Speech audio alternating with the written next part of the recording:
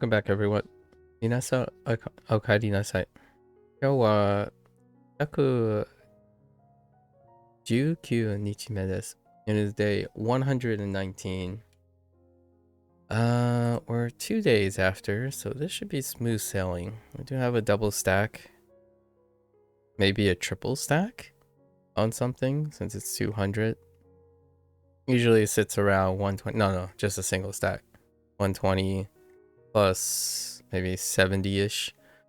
Add one word, or one word yesterday. Oh, there it is.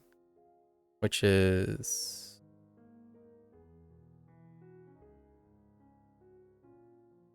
wobbly hands, wobbly hands. Whoop. So we have Kayo, Kayo, Kao to commute. Sorry, still respiratory allergies. Continue to wreak havoc. Okay, that's it. Nothing too big. I expect to see maybe 3 or 4 today on average when there's another previous stack that comes up. We'll see. All right, let's get right into it. Lots to do today.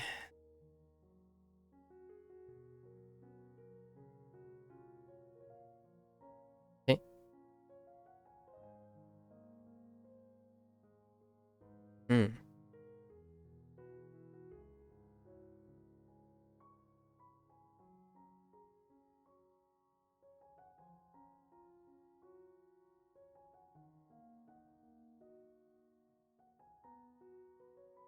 Kaki.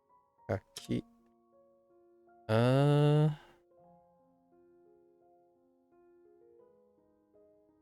Okay. That's fine.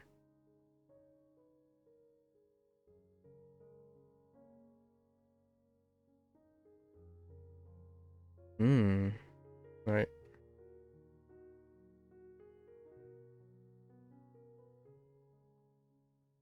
Jōkyū. Go Q.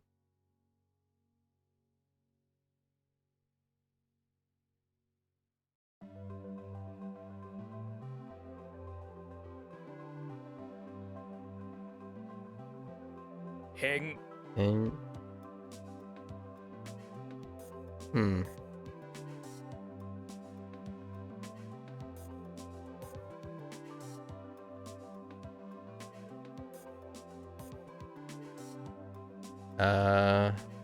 this.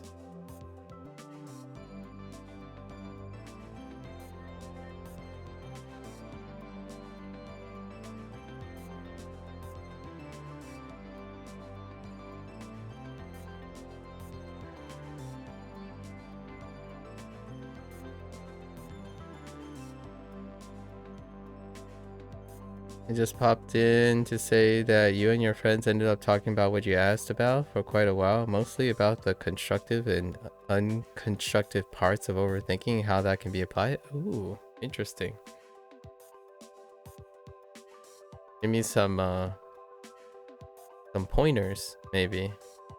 What was there things that stuck? Any hot takes?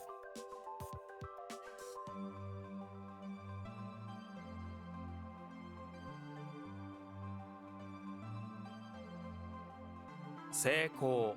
Very cool.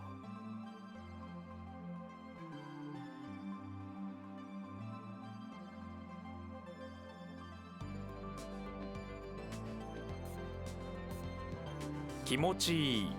Mochi.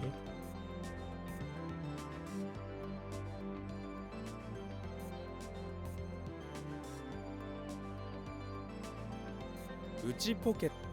Uchi pocket.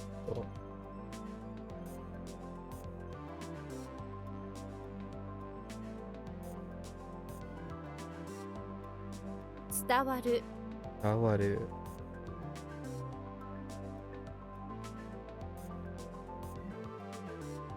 how did the waru or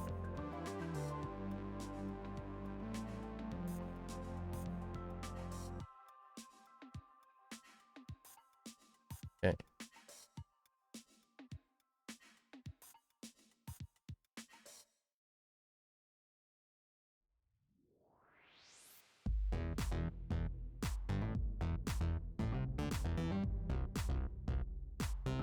Utau. Without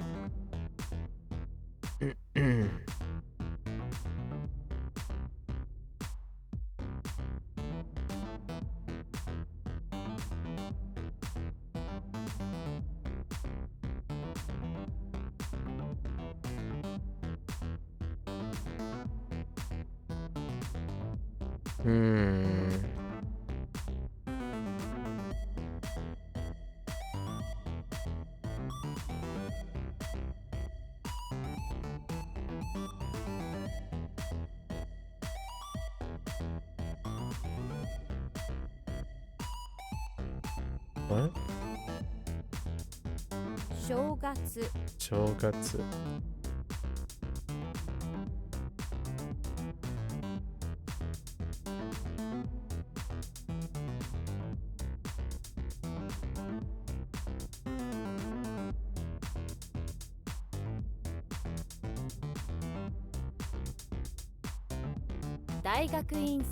Daigakuinsei.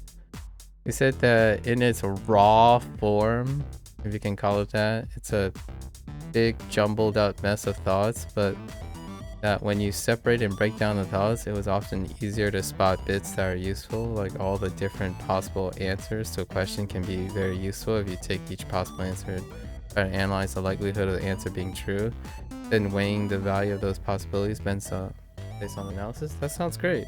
Yeah, you're taking a top-down approach, right? Oftentimes, overthinking is compulsory. A lot of times. Okay.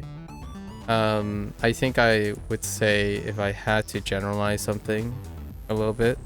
So say like this is volume on the y-axis, and then this is delta t over time. I feel like overthinking comes off more like this. So while it's gradual, it's at a faster rate. So you have volume, right? You have your trigger. This would be your trigger. And then the trigger would have a steady incline. And then this would be awareness. This is a point of awareness. And then it would continue to go up, but then it would decline. And at some point, you either collapse, or then you take it and you decompress the volume, right? You decompress the volume. So then it would decline. And depending on how this, in my opinion, is practice.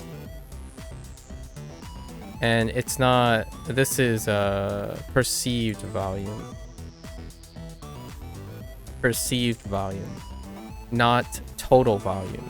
So this is not total. And that's usually how I would say you're describing the one possible solution to management.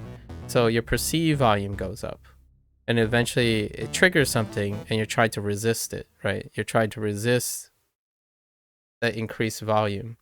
And oftentimes through practice, you can compartmentalize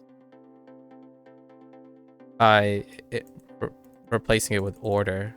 And then the order can promote compartmentalization. Then your perceived volume goes down.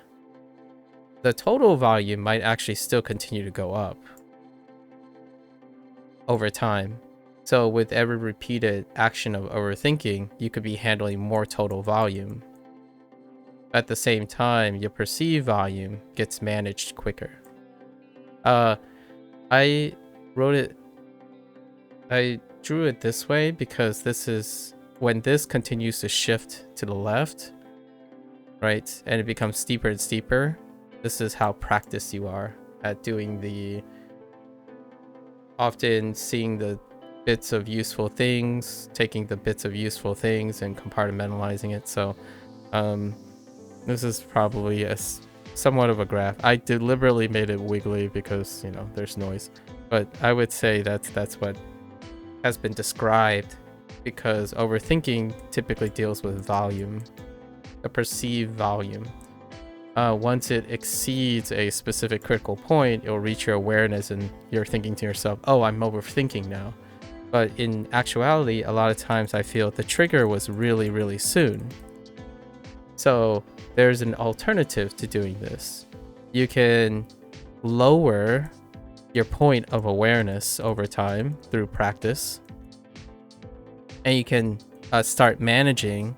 So then you have all this extra time to micromanage the stuff. So there is others would combine the two. They would practice the compartmentalization, so the management of the early triggers, reduce the chance of hitting a higher threshold. So you can do both at the same time. You can practice micromanaging the symptoms of the volume, or you can also increase your awareness, which brings down the trigger volume. So eventually you can become more sensitive to managing something before it starts building up, because you don't know where the collapse part is. When you collapse, that creates mania. So there's a critical mass where what happens at the critical mass, instead of doing this resolution, you quit. And what happens on quitting creates avoidant behavior. Avoidant behavior will go back to mania. And your awareness, due to the avoidant behavior, your awareness will start to increase. Your threshold will go up. So what happens is the point of overthinking is going to be less and less rescuable. So over time, when you're talking to someone and they ask you a question, you're going to say, okay, let me think about it. And then you give up. You're just like, nah, it's not worth the effort, right? Like someone could ask you a simple question, like, how's your day? And you would say, I'm all right. And that's it. As opposed to trying to break it down, fetch for something that's identifiably you in order to manage stuff. You could say more than it's your choice to say more than just all right, but the amount of effort continues to staggeringly increase. And that's kind of contributes to overthinking, which overthinking tends to be associated and correlated with introverted self-diagnoses, right? Like people who claim to be introverted or have ADHD or whatnot, it correlates a lot with it. I'm not saying they're causal or linked together, but they tend to correlate behavior. Other behaviors tend to kind of let alternative, like parallel behaviors coincide. So I often think about this curve that I'm talking about. I haven't like written it down in a formal form or whatnot, but this is what I try to address. Awareness involves explaining the thing to yourself and to others. Practicing resolution is to ask questions for that person in order to break it down. So that's kind of the very, very fast hot take of illustrating exactly what you guys, or as close as possible to what you guys are talking about. And it's often between conflict resolution. Oftentimes this is in the context of conflict resolution, because overthinking, when it comes up most often, is conflict. As in when you're having an argument or a debate or a decision that you have to make, like, should I buy this expensive video game or should I not, right? So it does impact a lot of this. And oftentimes when you compartmentalize and draw these graphs and look at it, you kind of get an awareness of where you can focus. My tolerance, like as a personal anecdote, my tolerance, which is what I call the collapsing point, is very high. And that you can train too. You can also practice how much volume you can handle. Like your perceived volume, if your perceived volume is as high as your total volume. You can train that too, where, okay, well, I have energy and a safety net. Let me work on how many thoughts I can handle and then work on how to optimize that. So at some point, you can have perceived and total volume handled as well. So you can elevate this peak. You can lower the peak of awareness, and you can also increase the rate in which you compartmentalize. And I think those are like, this is generalizing the different phases. Obviously, there's a bunch of nuance that you can't account for because, again, we were talking about the whole physics and biology thing. Physics would be looking at every single time point and trying to explain that. Meanwhile, we're looking at psychology, more or less, or I'm applying what I think would be psychology, which is at the very top level. And you can think about it as you can manage your triggers. You can lower your awareness, like point of awareness, like lower the necessity effort required to notice you're overthinking, so I can get ahead of it. You can up your tolerance. So there's something to be said. Tolerance is a little bit preventive, so it might not seem as rewarding, like, oh, I can handle way more than this. But should you?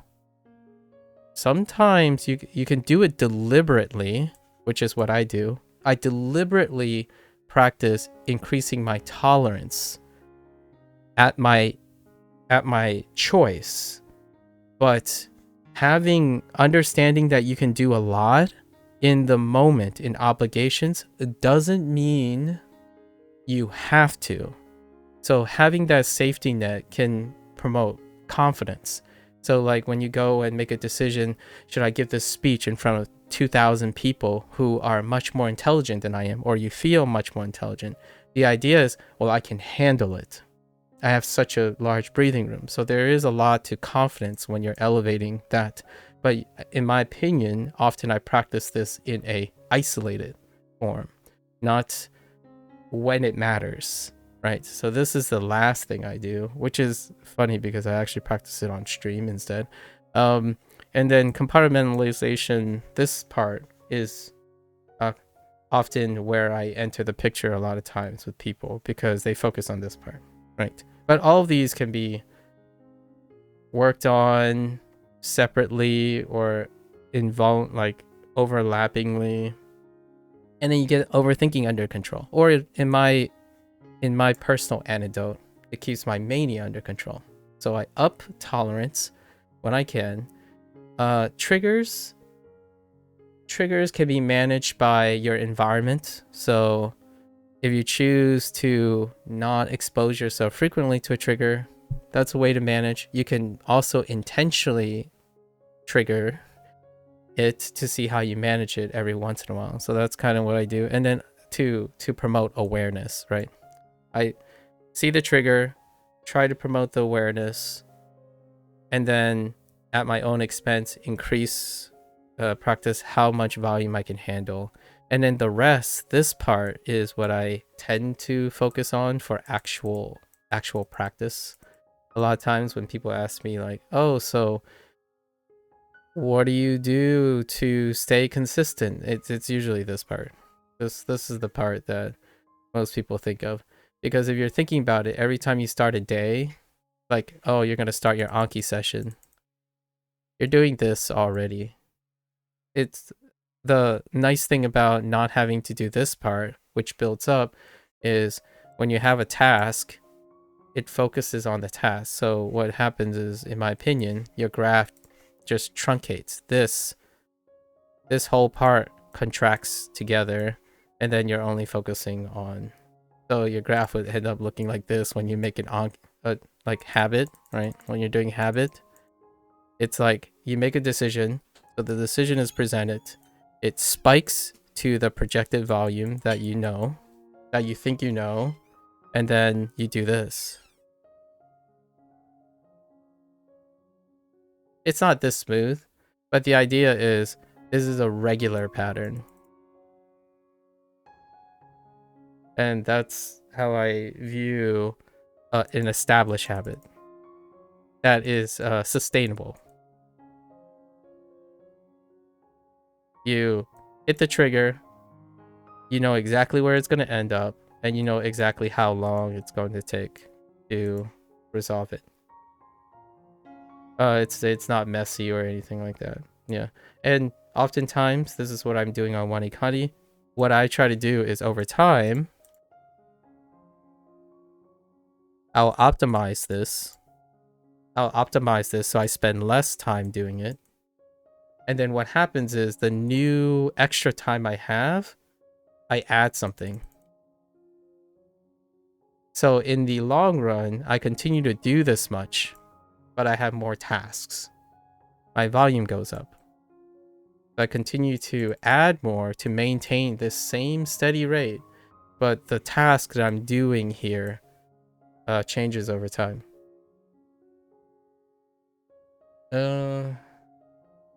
Yes, you said that although risky, it would be ideal to let the overthinking reach near the highest point of perceived volume without structuring it. Yeah, then with that massive thought, you have the most stuff, yes, to then be able to compartmentalize and make use out of it.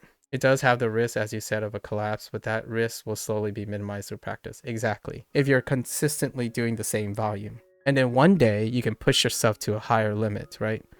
At some point, like a lot of people always talk about maximalist thinking, right? Like some people could argue, well, you can't keep doing that forever. It's like, yeah, that's fine. But you'll find out if you do this. Like, what is the max? Sometimes you bring it back down and it could go higher in the future. Now, you can kind of talk about maxes, but I tend to not talk about min-maxing. But theoretically, there's going to be a volume like, oh, you don't need to push anymore because it's diminished return. It's like, that's true. The idea is you're also maintaining. There's maintenance involved. If you keep dropping it down and you're comfortable here, then that becomes your perceived max. Right? Every once in a while, you gotta make sure you run for the hills and see if your upper limit is still okay. Becoming complacent drops your max. So I typically don't like talking about mins and maxes because then people talk about genetics, right? They talk about genetics, obligation. So instead, think of it as more, in my opinion, I prefer to think of it more as a tentative thing. You can push a little on days. If it doesn't go up, that's perfectly fine. You made the attempt. And what happens is it often deals with maintenance. You're maintaining it. A great example would be like working out as an older person. As you're aging, you're working out more, but it doesn't seem like you're getting stronger. But the answer is yes, you are getting stronger, because instead of growing weaker, you are maintaining your strength. It's an ebb and flow when it comes to behavior. Maintaining a habit also requires that you stretch that habit and test that habit over time as well. So until I reach a max, I tend not to until I see less and less improvement that corresponds to a substantial diminished return on time, then I typically keep aiming higher. So I go through periods of being more efficient, optimizing, right, and then including new things, which I have been doing for the last 1.5 years for language learning. It didn't matter where I start, honestly. Yeah, you're quite naturally prone to reaching the stick your head in the sand point of overthinking, but as I said, it's all about practicing. Yeah. What you just said about replying I'm fine to anyone asking how you are and how can you say more, but it requires more effort. There's also the fact that you have to consider what the person asking the question level of effort they are willing to put in. Exactly. And here's a dogmatic problem, or here's a paradoxical problem about that. It's like having money. So say you have money, right? So there's a paradox in which you can break the cycle. So when you're effort, right? If you use effort, you are more likely to encounter people who use effort. because the thing that we're talking about, the behavioral consequence of what we're talking about now, is outwardly. It's outwardly visible. So you can hope that someone else has high effort, which triggers your high effort. That is luck, right? And probability. It's also passive. Now you can do that still with proactive. So if you choose to be proactive, then you can still trigger that without assuming the other person has higher effort. Now, that other person may not always reproduce and reciprocate the higher effort, but your odds go up when you're exploring proactive decisions. So I do both. Sometimes luck, probability, and passivity throws me a bone. Life has thrown me lots of bones. I genuinely love all those moments. Thank you to all the people who've been my educators, my mentors, but I reciprocated that. So when someone invests in me, I reciprocated at any given time, not because I was lucky enough to meet those people. I have often given open generosity, regardless if it's reciprocated, because the chances are, if you're passively waiting, it still happens. Right? But if you're proactive about it, it also reinforces the passivity. So if you're an introvert who's having problems, or believe you're an introvert who has problems socializing, and you continue to socialize, your odds still go up based compared to not yourself not trying. So in both luck aspect and outwardly, you can be both proactive to boost your passivity.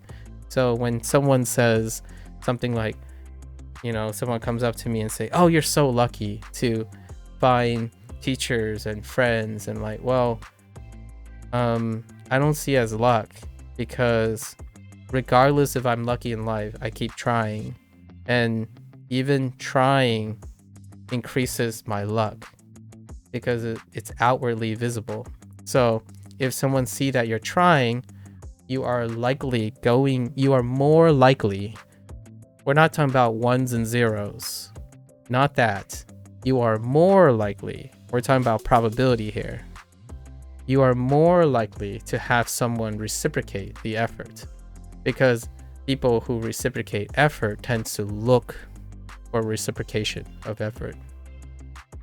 Now, that is only provided that there isn't a monumental obligatory force pushing you down on your causing you to be non-functional, right? So we're not talking about that. This is more about self-improvement, I suppose, and that's a thing. So when you say you can say more but it requires more effort, there's also the fact that you can consider that person asking a question level of effort they're willing to put. For myself, if you have the effort, it's irrelevant worrying about the things you cannot control. Technically you can, but I'm not going to make it sound like you can control other people. The idea is you can control the odds. You can influence the odds of it happening. It won't give you control of how often people or the type of people that will interact with you, but you can certainly affect the odds, and that can give you a semblance of control.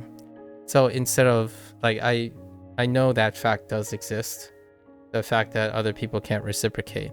However, it is secondary. It is not worth my time most of the time. Like a lot of times I avoid saying what's worth it, what's not worth it. It is not worth worrying about things you cannot control or influence in a positive way for your own benefit. And that sounds selfish, but it comes off as selfless over time. As in, the actions you do can be seen as a selfless gesture, but it is also self-preserving. It's one of those like closest things I could say to a win-win situation that is possible. Me actively doing things in order to not worry about reciprocation comes off as charitable. Maybe perhaps even selfish or altruistic, but at the same time, it is selfish in nature because I'm increasing my odds of getting reciprocation. And they're not like exclusively or mutually exclusive of each other. One can appear charitable and helpful while at the same time be increasing their rate of success. So lots of times that's kind of what you hear in different packages, like in different words, in different semantics, where someone would say, do you ever worry about something, right? Do you ever worry about this? And the answer is, well, I don't even think about that. I know it exists, but I don't have to concern myself with it, because ultimately when I strive to do something, those odds will go down, right? That's a great question that I struggle with often, as it can be hard to properly weigh up whether it's something that you're just dragging your feet along with to no avail, or whether it is genuinely productive to raise your awareness or effort into it. Doing it in an isolated environment as you do would seem like the best option for practicing it. Give it a try. And I think the best option is whatever option you come to refine over time. I think someone else asked me this earlier about they couldn't find a routine that works for them to sustainably learn the target language that they like. And oftentimes you have to weigh on starting over and over again to the next person's routine, or you settle on a routine and continue to refine it from other people's routines, right? So that is alternatives. For me, when I gain enough experience, I will end up immediately settle on a routine, knowing that I can change the routine as I go. So it would become a summation of its own. So ultimately, if I had to make a super hot take, the best option is the option that you have curated yourself over time. Now, not everyone has a starting position. So you start with the best option, right? And that is where we talk a lot about people's hot takes. They're hot takes because they themselves do not have experience with the hot take that they are propagating.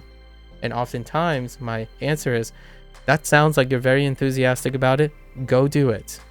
And keep in mind, like for myself, express it to me. Tell me what you hate and don't hate, or like and dislike about it. And then encourage yourself to give that 5%, 10% chance of, integrating more things. Alternatively, there are successful people. What they do is they use a routine until it stops working, or use whatever, like X. It stops working, then they move on to the next thing. So then there's that learning curve again, which also deals with overthinking, by the way. The learning curve looks like overthinking as well, where you start learning something rapidly, but it's very slow, and then your learning potential goes down because you already learned everything and you learn nothing, and you're just repeating.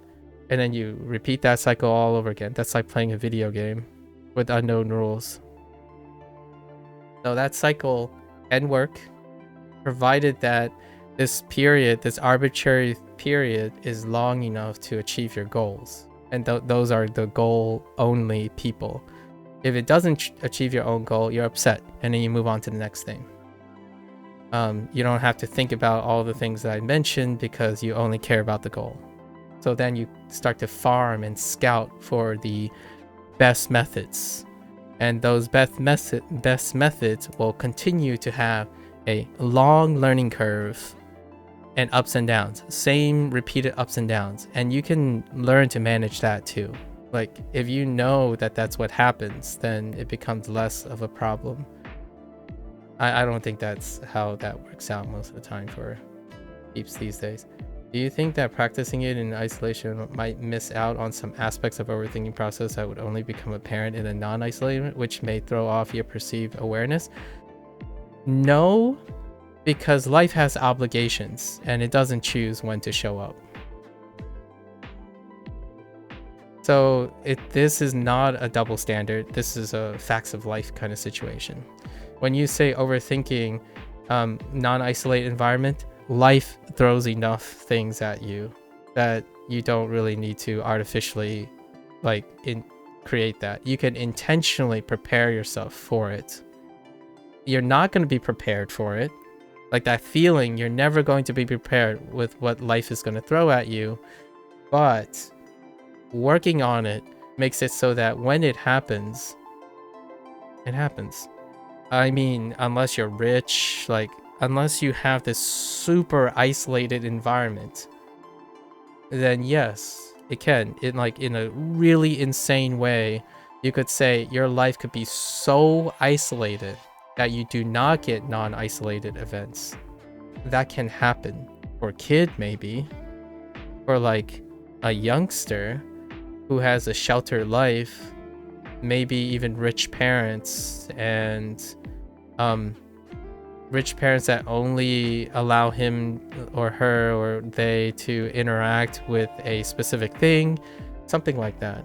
But when you're talking about someone who's already out and about, and since we're already talking as strangers, you don't have to work to produce non-isolated environments. So all the isolated environments you're practicing is in preparation for them. So I don't know, I recently had to in my opinion, put a very firm wall between someone that I was talking to 3 days ago, last week, for 3 days straight. I'm I can't, this is not working. So those environments come up without you needing to input, at least I think. But it is possible. What does that look like? No, it was that person's not around anymore. It was a here's an example. Think about a super rich, sheltered person's perspective on how to resolve conflict between people who aren't super rich and maybe people of divorced parents. Maybe a super rich person who has very loving parents and everything works for them. Yes, that can happen. It can happen, but we're talking about idealism now. So life is murky, right? There's counterbalances. Super richness comes with other trade-offs that trigger other things. So when you're saying overthinking process that would only become apparent in non-isolated environments, those people might lack those environments, and then when they ultimately have to engage in those things, then you can see that the perceived awareness is not there, and they can learn from it. So that's kind of one of the nice things about being human, right? At least I think. Anyways, the persistence of putting in effort when interacting with people would naturally filter interactions towards mutual reciprocal effort between you and those you're interacting, I would imagine. Yep. It's a cycle breaker. You start the cycle, right? Do you not worry that people would begrudgingly reciprocate the effort just due to them being worried it would come across as rude if they did reciprocate the effort? Yeah.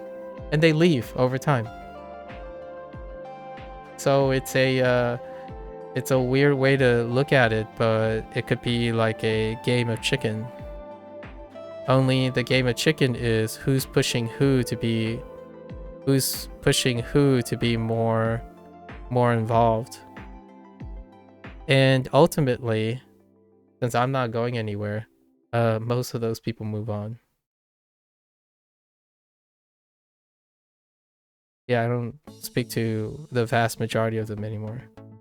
That's not to say that they're not kind-hearted people, but we know where our thresholds are. So occasionally, they come back, we talk, we catch up. The idea is that I will continue to encourage people to push their limits, and then they can begrudgingly do it or not. And the great thing about it, in my opinion, is over time, those people realize where their cutoff is. Now, I'm only talking about confirmation here. In all of this, my threshold is high. So that means low percentage yields, right?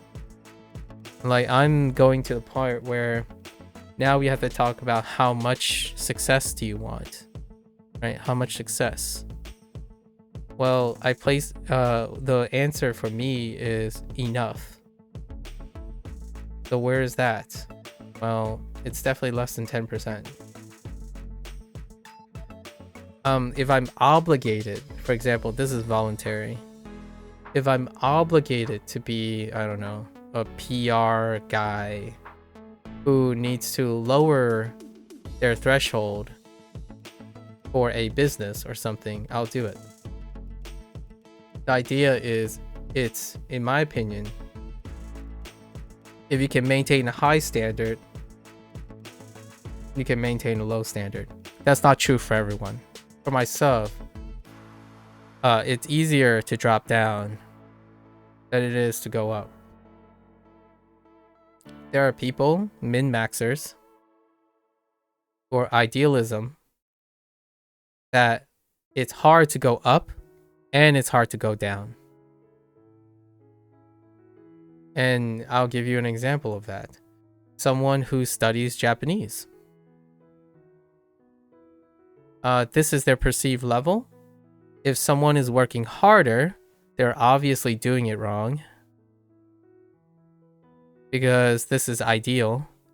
And if someone is doing less than them, they're not taking it seriously. This is idealism. So you can't stand people who are working harder because they're obviously not doing it right. They're using more effort to achieve the same results that you have, so it's upsetting. And then when you see someone who's expending less effort than you, then they're not serious enough.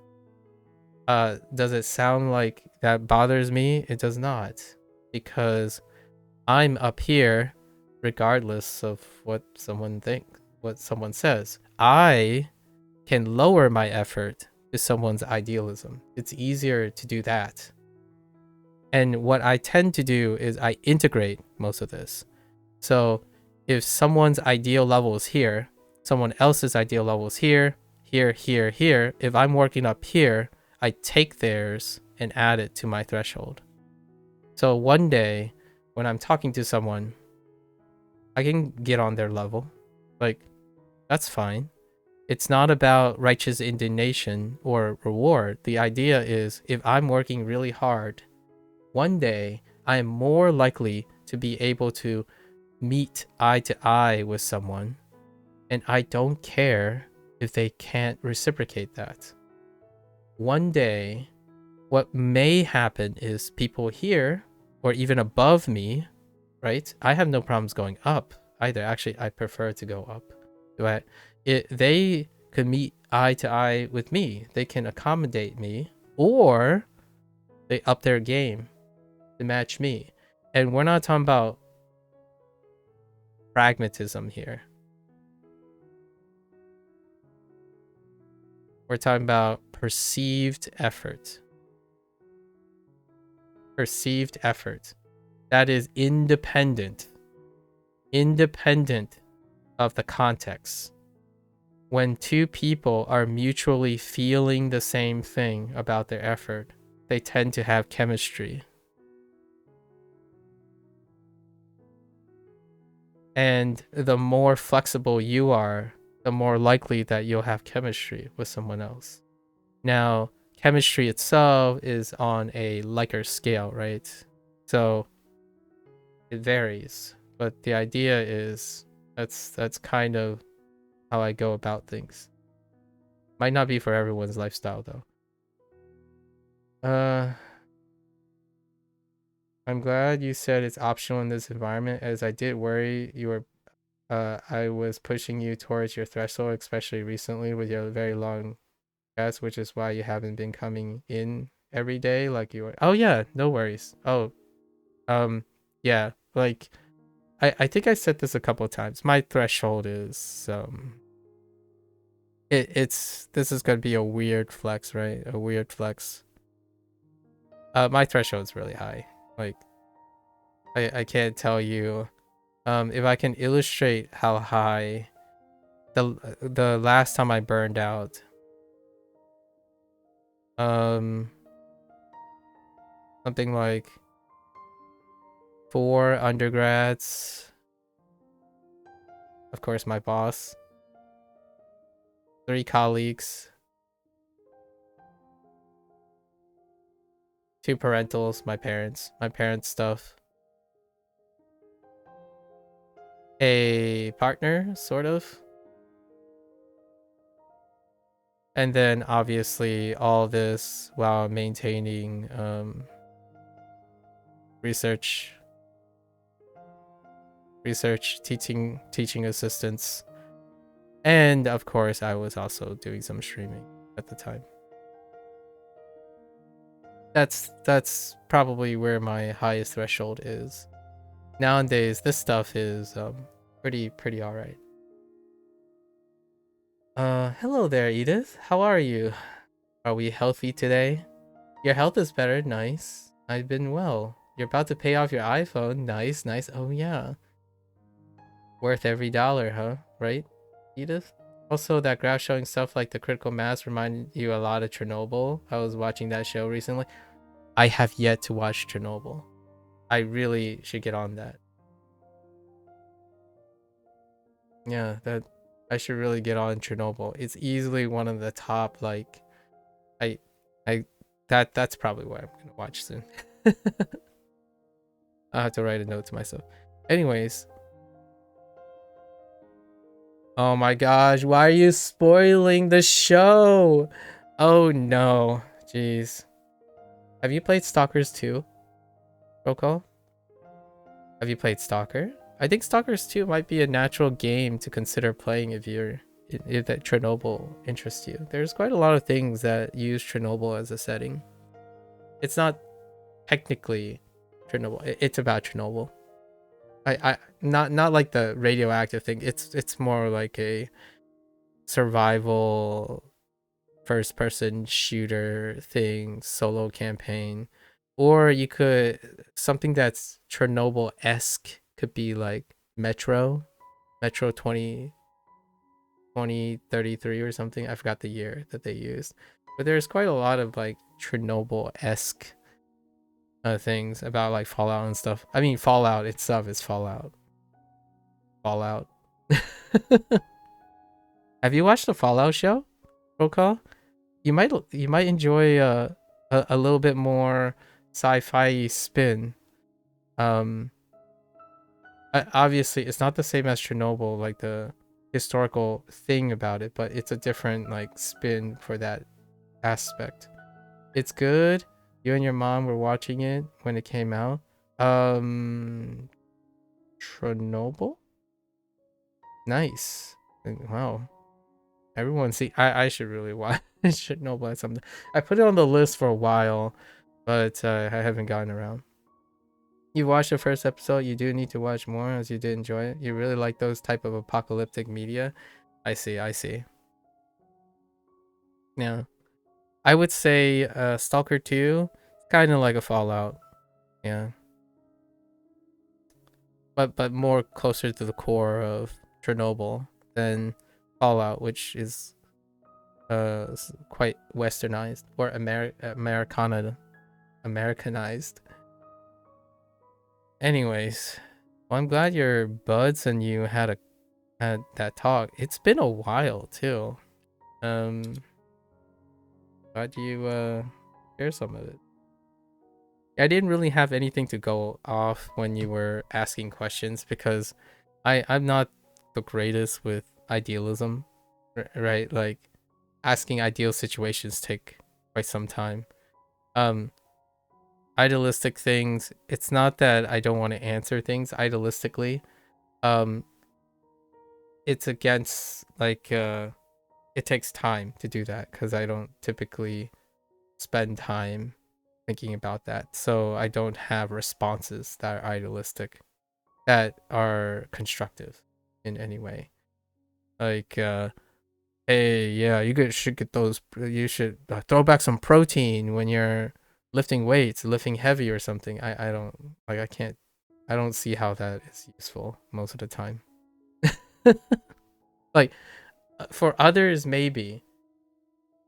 I just don't like talking to people like they're idiots, in my opinion. Like I don't even if the other person is like, no, no, no, no, no, keep it simple for me. It's like, let's try to meet wherever your comprehension is.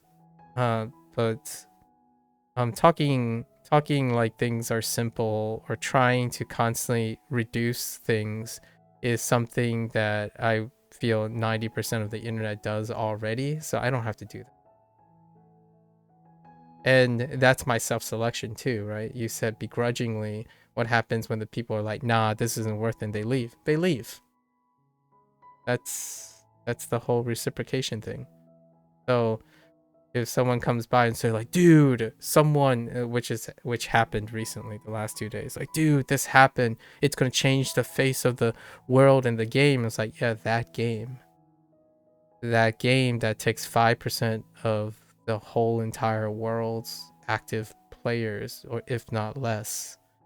So if that person expressed something that were more outwardly, then we could have a better discussion, or like a more in-depth discussion that is relevant to both parties. However, what I can do is I can acknowledge it. It's like, yes, I have heard that. That's pretty amazing. Good for that person. And that's all I can say. Right? Yeah, that's fair. I also did feel a bit bad just putting you on the spot when you said I put you on TV for it. No, that was fine. I mean, the that's just 4 more people. If you know what I mean. Like what I'm saying is I'm not like like there are behaviors that would give you more inclination that someone's uncomfortable when they're on like someone's TV or something. That would be like, say, a VTuber or someone who has no cam and whatnot. But this is on YouTube. All of the stuff we talk about is on YouTube. Now, here's one little asterisk though. Whatever you say on Twitch stays on Twitch. As in, like, it's gonna be gone into the ether. So on YouTube, the chat might be preserved to some extent. But generally speaking, I have already been a public figure, like a person whose public identity is available in some way, because I worked in academia, including my name. So it's no problem. I think there are quite a lot of obvious other types of behavior that would probably suggest that that person's uncomfortable with that situation. One of your friends did say that you were too structured and well thought out for his liking. Structured in what way? Are you talking about like how I answer questions? Because my life is not quite structured, considering what I actually do. That might be the impression I give, though. Like, what I mean is structured as in like how you're feeling right now, where you're asking me if you derail. Oh, how I answer the question. Yeah. Well, that's the selection factor working, right? I think that person would want someone who's more likely to summarize things for them. Like, don't have to follow along, right? You can pretty much find quite a lot of people who are more willing to do that. Like, here guys, do you know how to learn Japanese really well? Study really, really hard. Also, go watch like the top 5 influencers.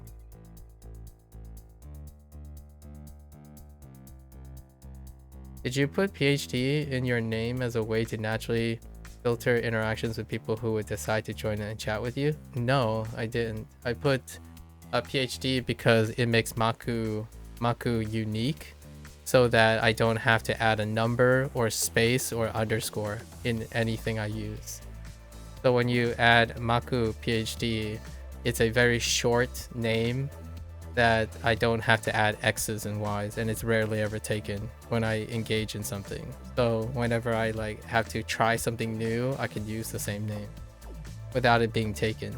Now, that's only because I'm also not popular and like no one's like trying to yoink names, if you know what I mean. So I can, popular people, regardless of how unique their names are, people can like steal, take the name, try to like, what is the word, poach the name, and then try to resell it back to the content creator. But for myself, Maku is too short, so it's not unique enough. Makunochi is too popular because of anime, Makunochi Ippo, right? The anime character. So then I put Maku and PhD. Easy way to flex as well. Here's the funny thing. 99% of people don't know what that PhD means. And 99% of, I would say like less than that, 85% of that don't even notice. And it's also written in the about section. So I would say the vast majority of people don't even look at the name. And even more so when information is provided. And on YouTube, there's no like, there is an about section. I didn't write anything about the about section, so no one asks, right? No one really asks. And also, well, the occasional person asks, but they're more asking by what it means. And then on the YouTube side of things, people don't even watch the video before asking questions. Expecting them to even like look at names, that's a different story. For me, the first thing I see is someone's name, like someone's user handle, and it can tell me next to nothing, or it can tell me everything to start with, to start, like the necessary things to start a discussion. So if it tells me nothing, I'll probably ask you about your name, like as an icebreaker, a lot of times. And if it tells me a lot, then I'll be asking you questions on seeing if those are follow through. So like if someone is like named XX Skibidi Giat 69 Hook Jork XX, then I would have questions. Right? I have this like entire glossary of profiling in my head, and I must ask and ascertain what kind of person I'm speaking to. And I would love to hear their story. And that natural curiosity is what keeps my profiling. When people say it as a negative thing, it helps me ground what is reality and what my preconceived notions are. That's upsettingly surprising that most people don't know what it means. Yeah, most people don't know what it means. And hear me out. I would not have questions, but that's just because I would wrongly assume a lot in their name. I presume a lot of things, and then I would ask the question because I'm genuinely curious if they either fall outside of the statistical convergence, and that's what I mean by it's fun to see if I love finding out if my presumptions are correct or not. That's like doing a social experiment with every single stranger, and that might sound like that might make other people uncomfortable phrased that way. The other word, the hot take, is I care. That's like a much more friendly way of saying it, and that's how I keep myself caring about other people. Like either, wow, your name tells me a lot, can you tell me your life story right now? Like how many questions can I ask to tell you? Is presume and assume interchangeable? It is not.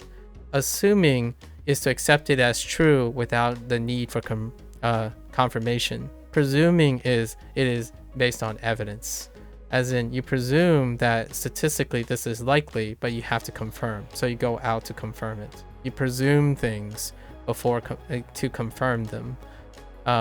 or to look for confirmation or refute them. You assume things without the need for evidence. So most people assume things. And I use the words interchangeably, or not interchangeably. I use the words specifically when I am assuming something and when I'm presuming something. I assume a lot of things about video games and systems, and I presume a lot of things about people, because I do not know, because they're statistical outliers. But if I'm assuming something, I assume, right? This I assume is a grad student,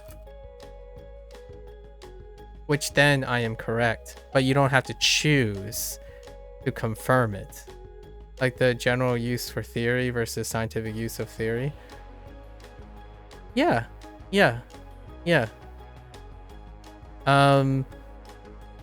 I use it in the scientific writing. So like a presumption I would make is this. A hypothesis, in my opinion, is a presumption under assumptions. So the axioms of a hypothesis is assumption. The hypothesis itself is a presumption.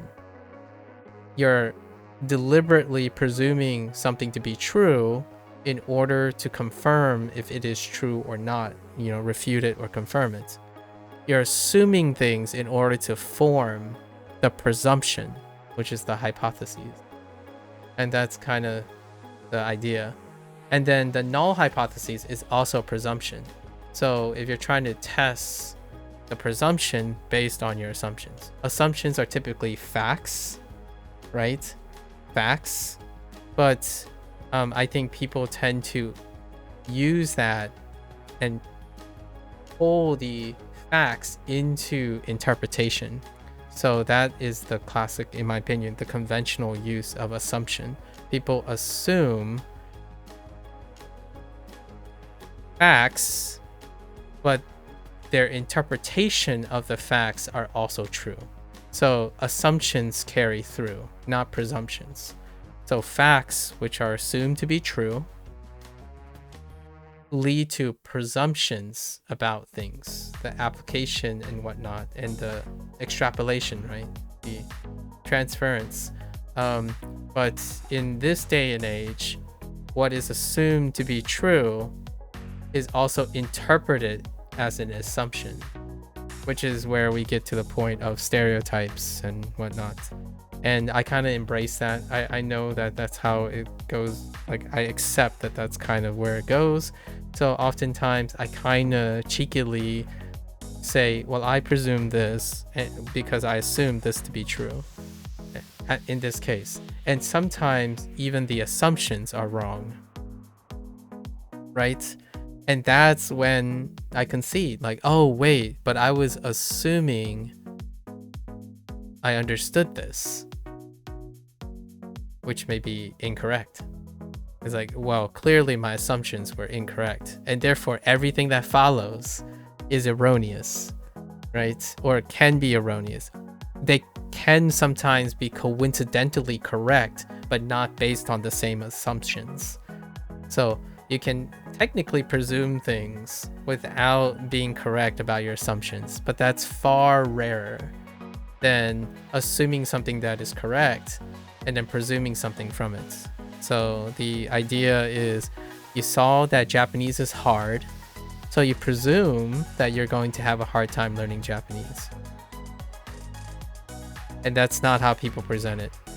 They come up to me and say, oh, you speak English. It must be hard to learn Japanese. And then the guy from 2 days ago, I talk about nutrition, so I must be an authority on nutrition. I already said the fact is I'm not, many times. Or like, I'm an authority on language learning because I do a lot of language learning. That is, the assumption is I do a lot of language learning, which is true. The presumption from that is I have become an authority on language learning, which may or may not be true. Yeah. The other scientific thing that I typically, just as a Easter egg, like a bonus, the difference between sufficient, that's not how you spell sufficient, but that's fine, I think. Sufficient and necessary. These are like the pillars, in my opinion. Presumption, presume, assume, sufficient, and necessary. Those are like the four, in my opinion, very telltale signs of, you know, you have written a scientific article or been in academia long enough if these things kind of give you like cold feet and shivers, because sufficient, necessary, presume, and assume are very, very calculated. Like accuracy, accuracy, this would be a lower thing that often, yeah, accuracy, precision, and validity, yeah. And then there's mutual, exclusive, mutual and exclusive.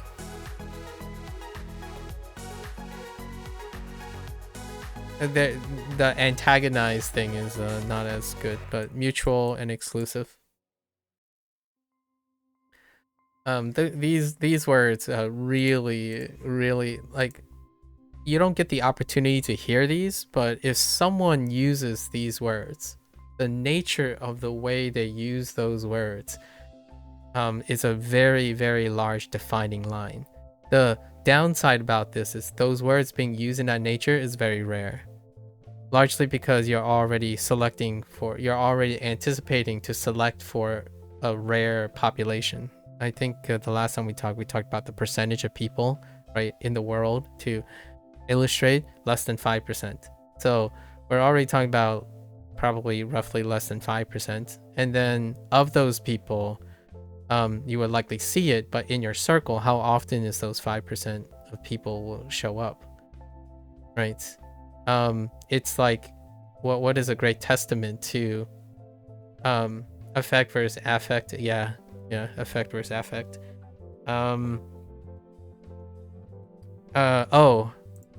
Conclusion versus results versus data. We can throw in evidence, but evidence is a lesser, it's a colloquial. So conclusion, results, and data. All of these things are the same in layman, for the lay. Conclusion, results, and data are the same. They're incredible. They're like light years apart. If you're encountering someone who works in academic science in any way, conclusion, results, and data are very, very distinctively defined. And what you can conclude is not what the results you may see, and it may or may not be supported by data. It kind of just goes this way, right? What you observe from the data can be incorporated into results, and the results can tell you some conclusions, but in no way are all these interchangeable. But in most cases, when people talk about evidence, they're talking about data and they're talking about results, but they're really referring to conclusions. So when someone goes up to you and say, this is the best way to learn Japanese, they're talking about conclusions, not results, not data. And of course, above data is methodology. Right. So all of these are circumvented. And when I'm smiling about the friend you said. So yeah, it is structured, right? Method is a scientific method, right? Method, data, results, conclusion. There's a little bit more, there's far more than this, but it's structured when you think about things. And if you're thinking you're overthinking it now, yeah, scientific inquiry is very tough to not overthink. The scientific method is there to often circumvent this a little bit in terms of like the feeling of overthinking.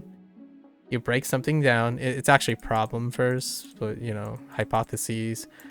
Oftentimes people confuse hypotheses with problem.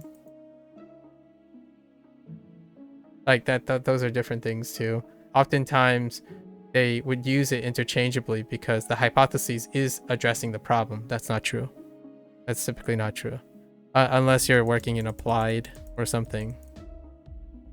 Often the problem is an observation, which is not the same. You observe something and you make a presumption about the observation, and these are the things you assume are true.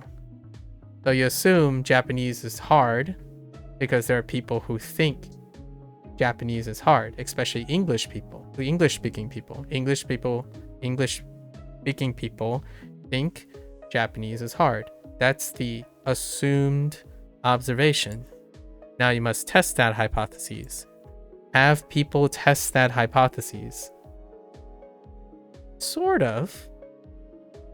Oh, hey, there's our daily Twitch bot. There you go. Thank you for reminding me I'm still...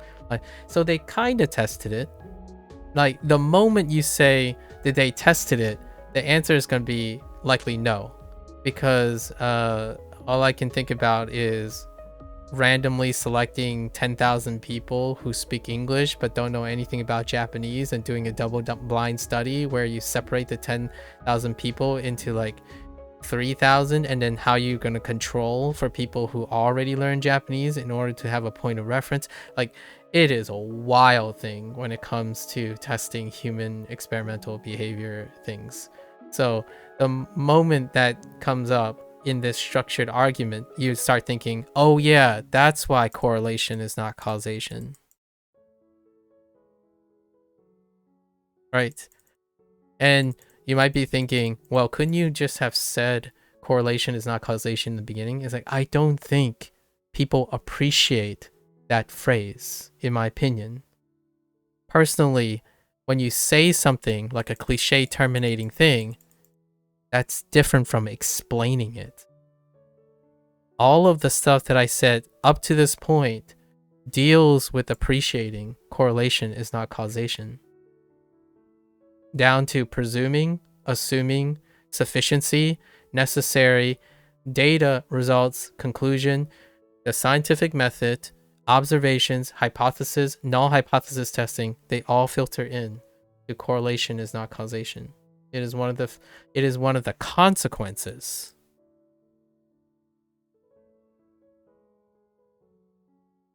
More like side effects. With an E, just to integrate the effect and effect, side effect of not understanding how to process problems, observations, and like methodology. Like, all of this contributes to a side effect, which is correlation does not equal causation. And yet, still does not stop someone from coming by and telling me what is the best method and what is the... I can't tell you that. Like, by the way, I don't know if you know the boundary, but 3 days ago, like, now, yeah, 3 days ago, I told the person, like, you can't tell someone to say, can't say I don't know. You can't tell me what I don't know. And you can't spark and assume things about me when I say I don't know. Like, that is entrapment. I think I might be using that term improperly, but this person kept asking questions and they're like, I don't see what's the problem. Like, I only say nice things and I only just do this and just do that. It's like, but you just told me not to say something that I'm earnest about. You keep asking questions, deliberate questions that I cannot answer. This is one of the rarest times where someone tells me that I must answer a question because somehow they know me more than I know myself, So every time they ask a question, they're like, oh, okay, so you have a PhD at the end of your name. That means you must know the secret to myopia in human development.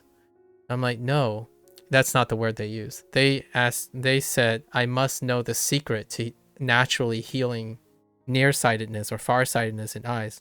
And my thought was, perhaps you should concern your, approach a optometrist or something. It's not my field of expertise. In fact, I don't even know if that's something that exists.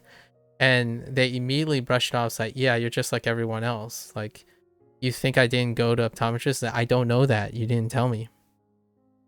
How could I know this? Like, it was one of the rarer times where someone is more upset at me saying I don't know this than I know this. Like, no, I don't know the secret to language learning. No, I do not know the secret to being consistent, creating content with no one watching. Like, there's no secret to it. I do this because I want to.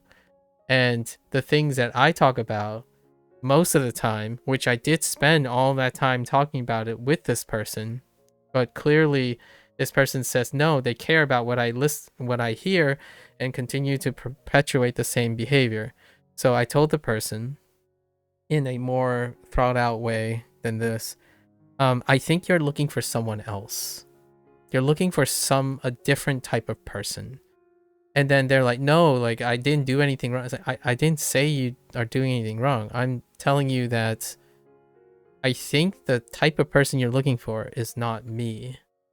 Like, you can't go up and ask me, oh, do you like the CCP?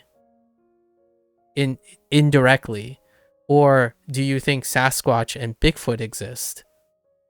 I don't know that. Do you think Sasquatch and Bigfoot are the same person? I don't know that. And they're like, please don't dismiss it. And I'm like, I can't dismiss something I don't know about.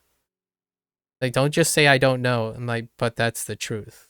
Like, and that's where I drew the line. Like, it got to a point where after 3 days of answering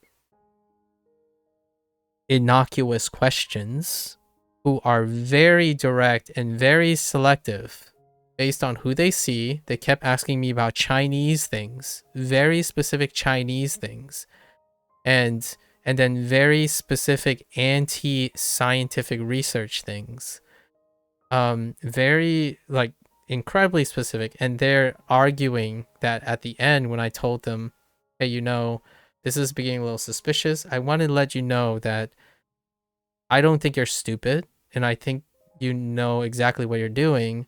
And they're like, what do you mean I know exactly? I'm just asking questions and always being polite and cheering you on. Like, that's it. Like, you are doing it systematically. Not everyone arbitrarily asks tons and tons of things about controversial hot takes that no longer exist for someone like me. So you easily have profiled your way into asking and thinking that is acceptable, and somehow you think that I'm too stupid. Like, I don't think you're stupid, so I'm not going to treat you like you're stupid. Stop saying that I'm going to treat you like you're stupid. In fact, I've been playing along in order to see if we can reach a mutual understanding. The person is not around anymore, so I'm guessing they were there. I hope they got their entertainment, but I think they can use that with someone else and create entertainment. It's not entertaining for me to constantly say, I don't know, and then that person getting upset. It's like, don't say I don't know. Say you either agree or you don't. Like, I even told the person 2 days in, I told them, you do know that, have you noticed you have framed all your questions to the affirmative, as though you're trying to trap me into saying something that I don't mean. And then after I answer the question, you assert that I'm saying something because of the way I answer the question. That is entrapment. You are trying to get me to say things, and then you're feigning ignorance when I address it directly. That's the situation I was in. And again, the greatest answer I have is I don't know. I don't know if Bigfoot or Sasquatch exist. I don't know if a supplement can compensate for your lack of due diligence and repetition. Like in Limitless, I have actually by coincidence watched the movie Limitless, and that person said, "Do you believe that scientific supplements can replace human effort?" I don't know. I don't know. Go ahead. Like the list kept going on. Like I'm sure at some point we're gonna be talking about flat Earth, and then we're gonna be talking about vaccines, GMOs. They already asked about vegan diet, so they asked about vegan diet. So like, how obvious do you think? Like, and then I asked, I feel like there's a lack of mutual respect here, and they, at the very end, they're like, I don't understand. How am I not being respectful? I'm like, no. I respect that you have your motivations and whatnot. And it's not that you're hurting my pride or anything. I don't expect mutual respect, but you have got to be on something if you think that asking someone these questions, targeted questions, intentionally is a form of mutual respect when they constantly reply back that they're disinterested in these things. It's crazy. Like, I had to confirm originally if that person was underage. Like, I don't know, maybe Roblox kid hearing controversial hot takes and then they're reflecting it. But I think it's a very, very older gentleman that enjoys escalating and creating fun jokes or content. Like, even sometimes I'm not even sure if that person was joking to be funny. So it was very difficult for me. And that's, I know where it went. It's all available. It's I should really mark the time for that. Find someone who regularly drinks orange juice if they don't have cancer. Orange juice must prevent cancer. By the way, the person, like, hear me out. This is what he asked. So because of what you said, which I said, it's funny that you asked me constantly. One day he kept asking me, or this person kept asking me if I'm staying hydrated. And then I said, wow, that's interesting that you would bring up and assume that I drink diuretics. Assume diuretics, right? Assume diuretics. And yet you keep asking me, am I hydrated? And they're like, well, okay, so based on what you say, are you saying you don't recommend someone drink 4 cups of coffee every day? Agreed? And I'm like, I didn't say that. I said that the beverages that you're telling me that are important, or like you keep talking about, have diuretics in them. That is the assumption. This person's presumption is they think from that I would discourage someone. Yeah, they say agreed, or do you agree in all of the questions. Most of the questions is inferring if I agree. And most of my responses are I don't know. But they sound agreeable, as in I know that I agree that there are people who believe this. But I don't know. I didn't think about it. And this person give you an example of the whole juice thing. Okay? That person said, I was like, okay, well, I know that a cup of coffee has roughly 100 milligrams, or standardized 100 milligrams. And the FDA suggests 200 milligrams as a daily consumption tolerance. And I know that people typically now take on average 400 milligrams because of standardization upper limit allowance on like energy drinks and whatnot. And then they can possibly exceed that. So if you're talking about caffeine, they were talking about how I stay alert. Like, oh, so you must drink a lot of coffee and tea, right? Don't you take tea with? And my answer was, well, I don't drink coffee or tea 99% of the time. And they said, oh, then what do you drink? You don't like throw back beers every day. Agreed. And I'm like, I drink water. Like, it's funny that you mentioned 3 things with diuretics in them uh, as a form of hydration, and somehow you circumvent water for the answer. That's what I mean. They're legitimately, intentionally, and consistently structuring hot takes in the form of misinterpreting and trying to entrap me into saying something. It gets those are like the benign ones. I mean, the vegan diet thing, pretty big. Alternative medicine, they did like 3 or 4 alternative medicine. Spiritualism, they talked about Easter. Apparently, it's easier for an American. Like they assumed that I'm American. Assumed. Like I'm completely Americanized. So they said, "Oh, that's too hard of a question. Let's not talk about Taoism and Confucianism. Let's talk about Easter. Like, do you believe what people believe in Easter?" I'm like, I don't think about it. I don't know. Can't really tell you. I know the practice of Easter.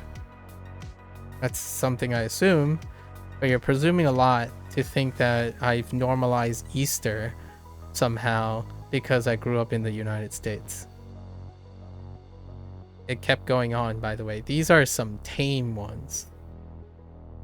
They're just the tip of the iceberg. And if it kept going, I don't know where it's going to end up. But at some point, I was like, okay, so we can keep doing this tit for tat thing and beating around the bush. But I think I have enough evidence that you are clearly an intelligent, intentional adult that is doing something so consistently that it removes the statistical likelihood that you're just doing this out of ignorance. And then to feign ignorance and then counter argue and assert things ahead of my answers, that is fishing. You are fishing for something. And I am going to exercise some mutual respect. I don't think you are stupid enough to think that I am that stupid. That's like that's the hot take. Like I tried to be forth. I didn't say those exact words. I was saying, let's stop playing this game per se. That would be the boiled down distilled version. Let's stop playing this game. I think you are very intelligent, but please stop thinking that I'm that dumb. And that's all I wanted. And obviously the person said like I didn't do anything wrong, and I was like, certainly you think you didn't do anything wrong, but man, I don't think there's any other way around to interpret that. So you can go and check out the questions. It's forever immortalized on YouTube. So if anyone comes across that in some time, I'll be referring to these situations. Yeah, I told the type of responses I said, it was a YouTube chatter, so it's gonna be immortalized. Because on the YouTube live replays, they're going to be stored forever. On Twitch, you know, it rolls around because Twitch doesn't do storage. Yeah, you can answer those questions for yourself if you want. The idea is, I told them, there are lots of people that I've spoken to before in my life, and there are people who talk at me, and then there are people who talk with me, and I play along quite a lot, as agreeable as I can be, in a very direct way, to tell the person, it's like, I'm not, I hope you don't think I'm that stupid. Like, I feel, you know, I tell them when the jig's up, like, I find your intent very suspicious. Can you defend it? Like, if you can't, find someone that would provide you with more entertainment. But generally speaking, I define conversations as not talking at me and fishing for something versus talking with me. And that's Haven't seen the person yet, so maybe they'll lurk or whatnot. But the idea is, I prefer that person to find someone they're more likely to interact with, as opposed to spending their effort and time with me, right? I think there might be an appropriate person for them, or something that they can invest their energy into. Personally, there are far more ideal interactions than myself. So as opposed to creating an enemy, right? I don't like creating enemies, regardless of if we have conflict of interest or different languages. That person actually had the audacity to suggest that the way that person's acting was simply just a difference of mindset and a difference of speaking a different language. I'm not even entirely sure what they mean to this day of what they mean by we speak a different language. Yeah. Did they not look at your glasses before saying that? I actually did say that. I'm like, well, I don't know the solution because I wear glasses. Right? The assumption is I wear glasses. I mean, there's no fact. I mean, as far as I know, these glasses are not fake. But you would have to take my word for it because there's no way to confirm that if these glasses are real or not. As in, like, if there's prescription lenses in.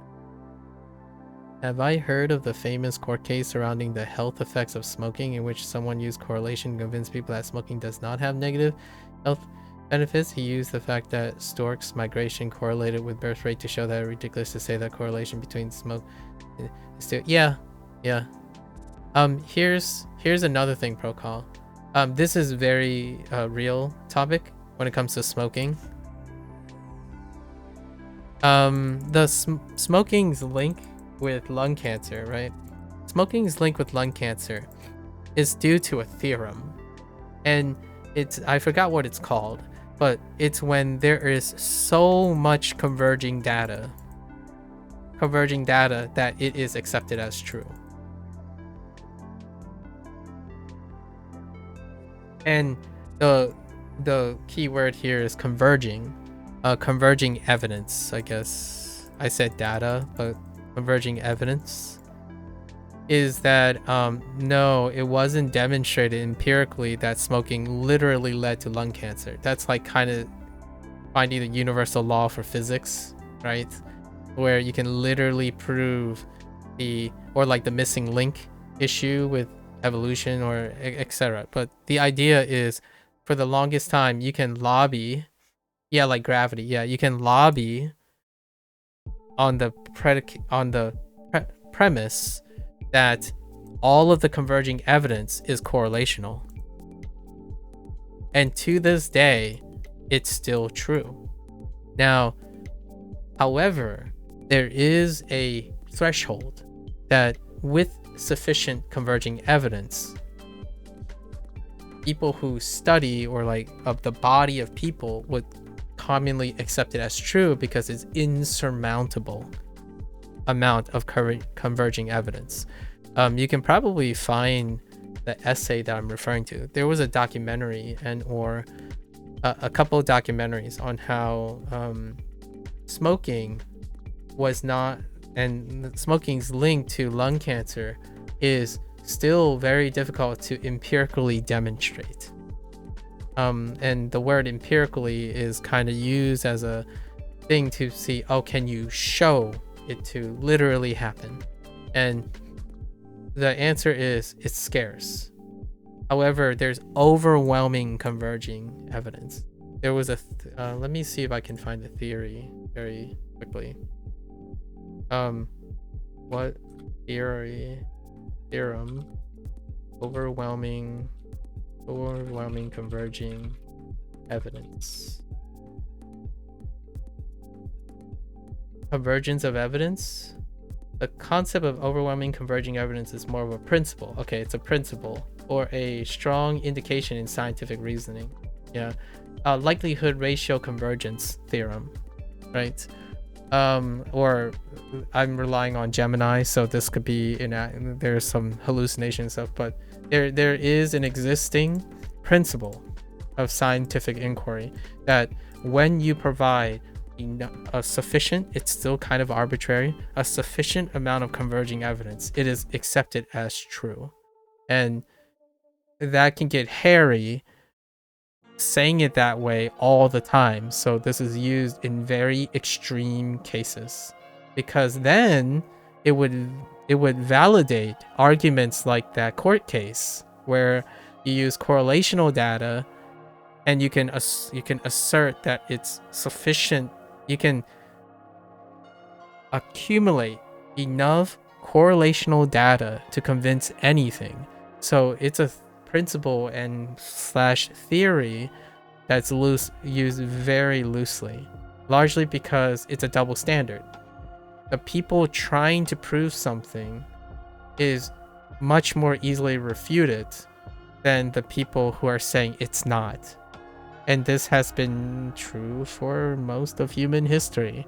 So whenever someone says, oh yeah, this is the best learning strategy since sliced bread for Japanese, it is much more less effortful to refute that claim than to assert that claim. And that's kind of one of the banes of scientific banes and point of pride in scientific inquiry. When I publish something, I've done as much effort as I can to also refute my published data, as in it could be anything else, which is far more likely that it is what it is. And that's kind of like gravity and smoking and lung cancer. So it's kind of humorous to me when someone says they research a lot and they understand logical and scientific thinking, and they speak in a manner that tells me they clearly do not understand scientific inquiry. One of the biggest aspects, one of the biggest telltale signs, is when someone asserts a fundamental absolute observation and think that is common sense. Like, for example, what goes up must come down. Like, well, yes, but are you saying it like duh, or are you saying it like, oh man, there's so much history in this, what goes up must go down? Like, think about all the things we had to do in order to appreciate that that conventional wisdom that on planet Earth, what goes up must come down. And I even had to qualify on Earth, on certain bodies, planetary bodies that have certain properties. Gravity, what goes up must come down. Like, that is the demonstration of like trivializing the laws and even theories and passing them off as like I don't know, assumptions, right? Assumptions. Not a bad or a good thing. It tells me that we obviously are cut from different cloths when it comes to our professional background. And it's usually the example that I use. When someone says, "Oh, this must be the healthiest thing you can do." It's like, "Hey, you're learning this wrong because this is the right way." Those are the things that I do feel are very common, and I try to be respectful about that. It doesn't change my thoughts. Like, I do share these thoughts. Like, my first thought is maybe I could challenge them, right? Like, what I mean by challenging them is asking them, why do you think this is the best method? How are you interacting with it? And can you give me an example of how it's working for you? Instead of finding out immediately that person's like, oh, that's just what people say. I'm like, what do you mean that's just what people say? Have you used it? Did you try it? Do you know more about it? Can you explain it to me?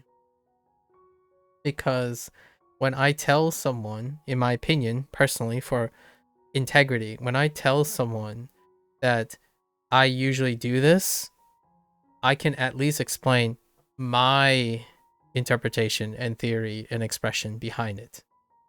Not someone else's that I pass off as my own, but taking their information, applying it doing it and comfortably sharing it. Now, if I was sharing someone else's information, I would say the same thing that most people say. Literally, not figuratively. I would say literally, I do not have experience of this. Therefore, I do not know anything on the topic. However, I have been familiar with someone else's content who explains this. Perhaps that would be a great starting point in seeking information about that, of which I do not have. I can even summarize the other person's topics for you if you have a mutual trust in my perspective. Now, keep in mind that it would be preferable that you hear my interpretation of that person's material if you're interested, and also be able to go and view that person's material so you can see either the consistencies or the lack of similarities, the compare and contrast between the two things. Taking one's word, especially a paraphrase of another person's work, which happens to probably be a paraphrasing of a lifetime of work, is not exercising due diligence. So the hot take here is whenever someone describes to me that they drop in after I spent like 6 hours talking about SRS, and then they drop in and say comprehensible input is the best method. I'm like, comprehensible input is a theory that's applied to many methods. And ironically, by sheer coincidence, not that I knew this, WaniKani and Hanzahiro applies comprehensible input, but not in the applies the theory of comprehensible input, not in the same way that they might imagine. Mnemonics is providing comprehensibility in the sense of abstraction. Why does it work, quote unquote, for people and they're surprised is because the mnemonics you have are comprehensible to you. So any form of abstraction, if it's comprehensible to you, you can link it within the context of your abstraction. And when other people talk about comprehensible input, they're talking about literal one-to-one analogies. They do not consider abstraction or creativity as a form of memory reinforcement, like drawing a picture of a woman, but instead, who would that woman likely be? It's likely your mother or your significant other. That is comprehensibility. Like, if you wanted to draw a ball, what kind of ball would you draw? There's some comprehensibility to it. And that involves the construction process. So, no, it's not the greatest way to deflate one's interest. I do not want to go out and do that. So, I'm not making light of someone's discovery. I ask them instead, why do you think that is the case? Why do you think comprehensible input is the best method? Like, let's presume that that is the case for you, right? And I'm assuming what you're telling me is true from you. Not true for everyone else, just true for you. And then I can understand you more, so I can talk in a relatable or similar way. That other person, it didn't matter what I said. They will continue to act in the same way that they're going to. So I found that it was more appropriate if I could guide or present an alternative. Perhaps they could grow and learn and find the answer to their their crazy number of questions with someone else. I even said you can probably find people who are into alternative medicine on Reddit or something like that. You can probably find answers. Why ask a person who clearly have expressed dissonance or conflict of interest? It's ironic that that person said we have different mindsets and speak a different language, and yet they don't believe that. They don't act as though they believe that. If you think that we both have different mindsets and different languages, a reasonable person would account for that. But that's not the awareness. They were going through the ropes. Like, what is another lack of emotional intelligence? You go up to someone and say, "Hey, you're doing a great job, Prokal. You're doing a great job." And then the next day, "You're doing a great job. You're doing a great job. Hey, you're working really hard. You're doing a great job." And then you could come back and say like, "Why do you keep saying that? Like I barely did anything and you're constantly saying that." And then my response would be something like, "Well, I didn't do anything wrong. I'm only saying good things." Like, what? You're constantly saying something. That's true. Like, I'm constantly saying something, but it has no contextual awareness of the other person. And you think that's not lacking mutual respect? You don't even respect the, like, there's things that I have low tolerance for certain things. And that's to perpetuate the emptiness of words. I think if there's anything that is a great mantra for what I'm doing now and this conversation we're having, is that words are very important to me. Words are encompass like 90% of interactions now, even typed words, not even spoken words, of ways people talk to each other. So if there's anything I would say is, man, the people on the internet and myself, we got to up our game. And the first thing I would do is not to perpetuate the cheapness of words. And this person clearly demonstrated that to me, that they don't take responsibility for what they say or type online. And that's perfectly fine for other people. Not for myself. I drew the boundaries, right? I don't even know if that person's begrudging or not. But generally, letting it go on would be probably a very poor exercise in risk management. That's a metaphorical immovable wall if there ever was one. I'm surprised they didn't ask you to reveal the secrets of Genghis Khan's burial site. Honestly, I was kind of waiting for something like that. Or the origin of human ancestry. Like who came first? That could be one too. You're in awe you had the patience to keep that going for the it was there. I was streaming. That person shows up. So it was interesting. I mean, I got a learning experience out of it. And I got a story to share with you, right? That's kind of my go-to. If all else fails, make a story out of it. Yeah, you'll have to look at the past.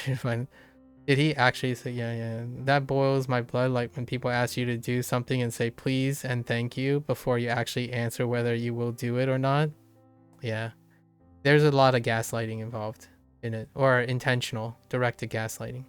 That's kind of like saying have you ever watched law and like law related content, like a lawyer dramatization or something?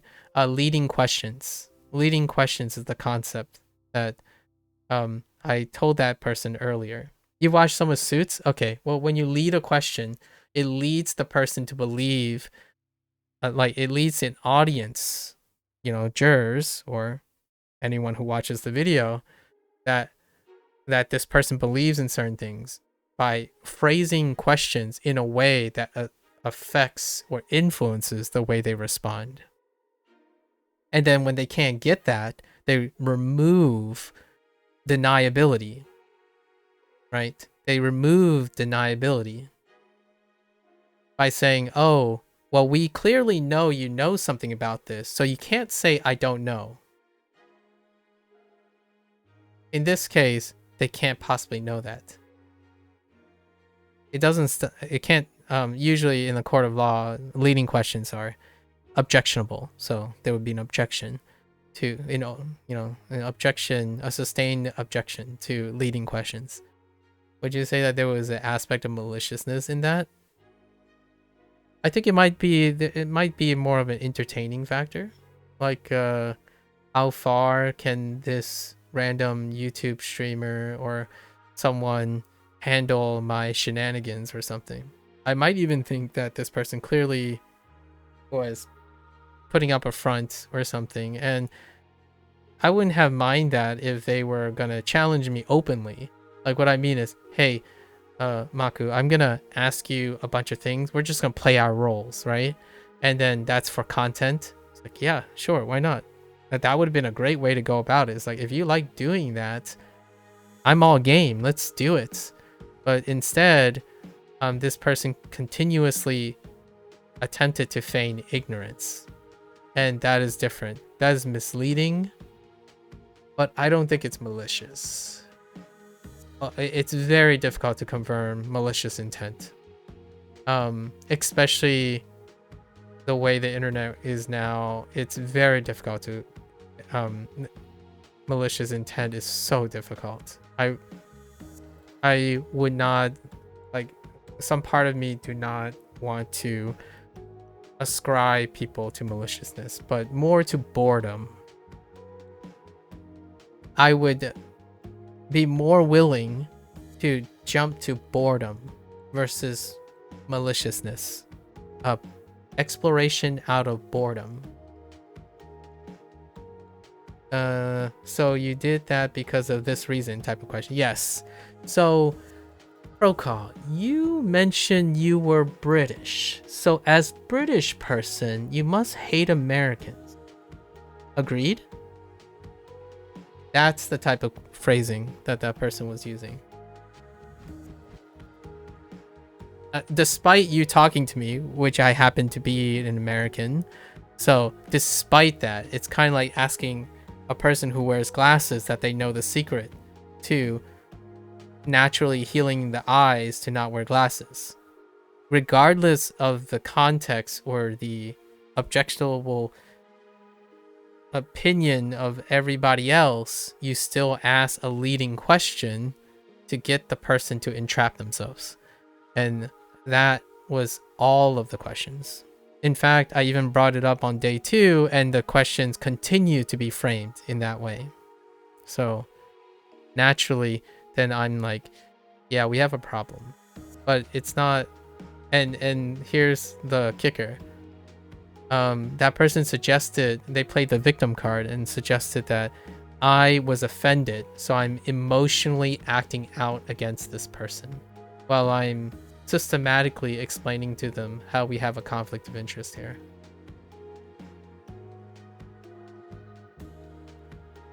You can't get any more, like, obvious than that. Very classical defense mechanisms. Like, it's to the point where how exact it was makes me think that this person is more doing a social experiment. As in my really crazy maniacal form of mania, it's so stereotypical how this person go about their business that I actually think they were experimenting. Like, they were doing something structurally, as in, like, intentionally, not in a malicious way, but in a more of experimental way. Like, it is to the T how they defended themselves, how they used victim blaming, and then how they executed gaslighting strategies, and then circumventing responses that are clearly responses they would expect. So they would ask a question, eliminating very high statistical responses in order to pigeonhole me into responding a certain way. So it was incredibly classical, to the point where it couldn't be someone that's underaged. It cannot be someone who's like have a high school, like only high school experiences. It's got to be an older person. Now, if a kid did that, I'm a little scared. I would be a little concerned. But generally speaking, I think it was a clear adult that knew exactly what they're doing. It's incredibly orchestrated. So oftentimes there's enough courtesy to say, yeah, okay, the fun's over. Jig's up. Like, well, the jig was up really, really early on. I just happened to see how far it would go. Even if there is an objection, just them asking a question that way can affect the view of the jury a lot, which is annoying. Exactly. Leading questions are very, very cautious, especially in interviews, right?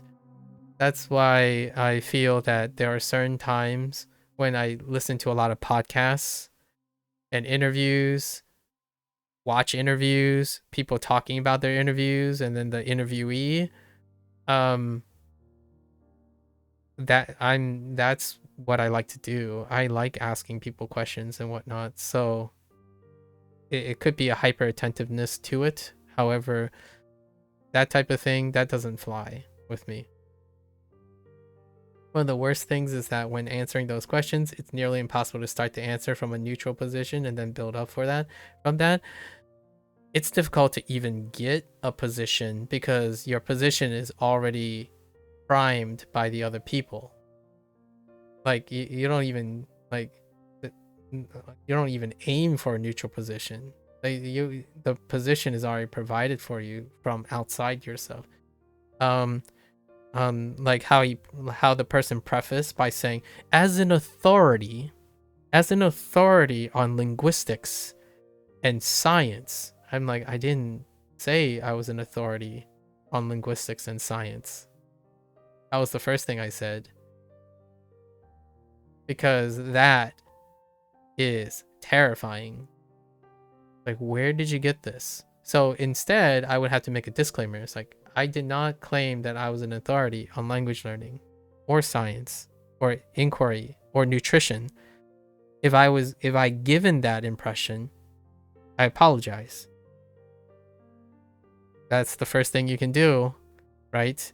You don't have control over what other people think. So may I rectify something?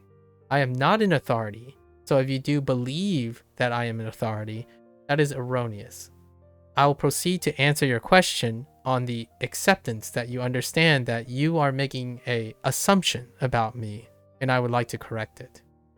Kind of like how you're assuming I'm an American, and therefore understanding Easter is easier for me. That is an assumption. You phrased your question in the form of an assumption, not a presumption.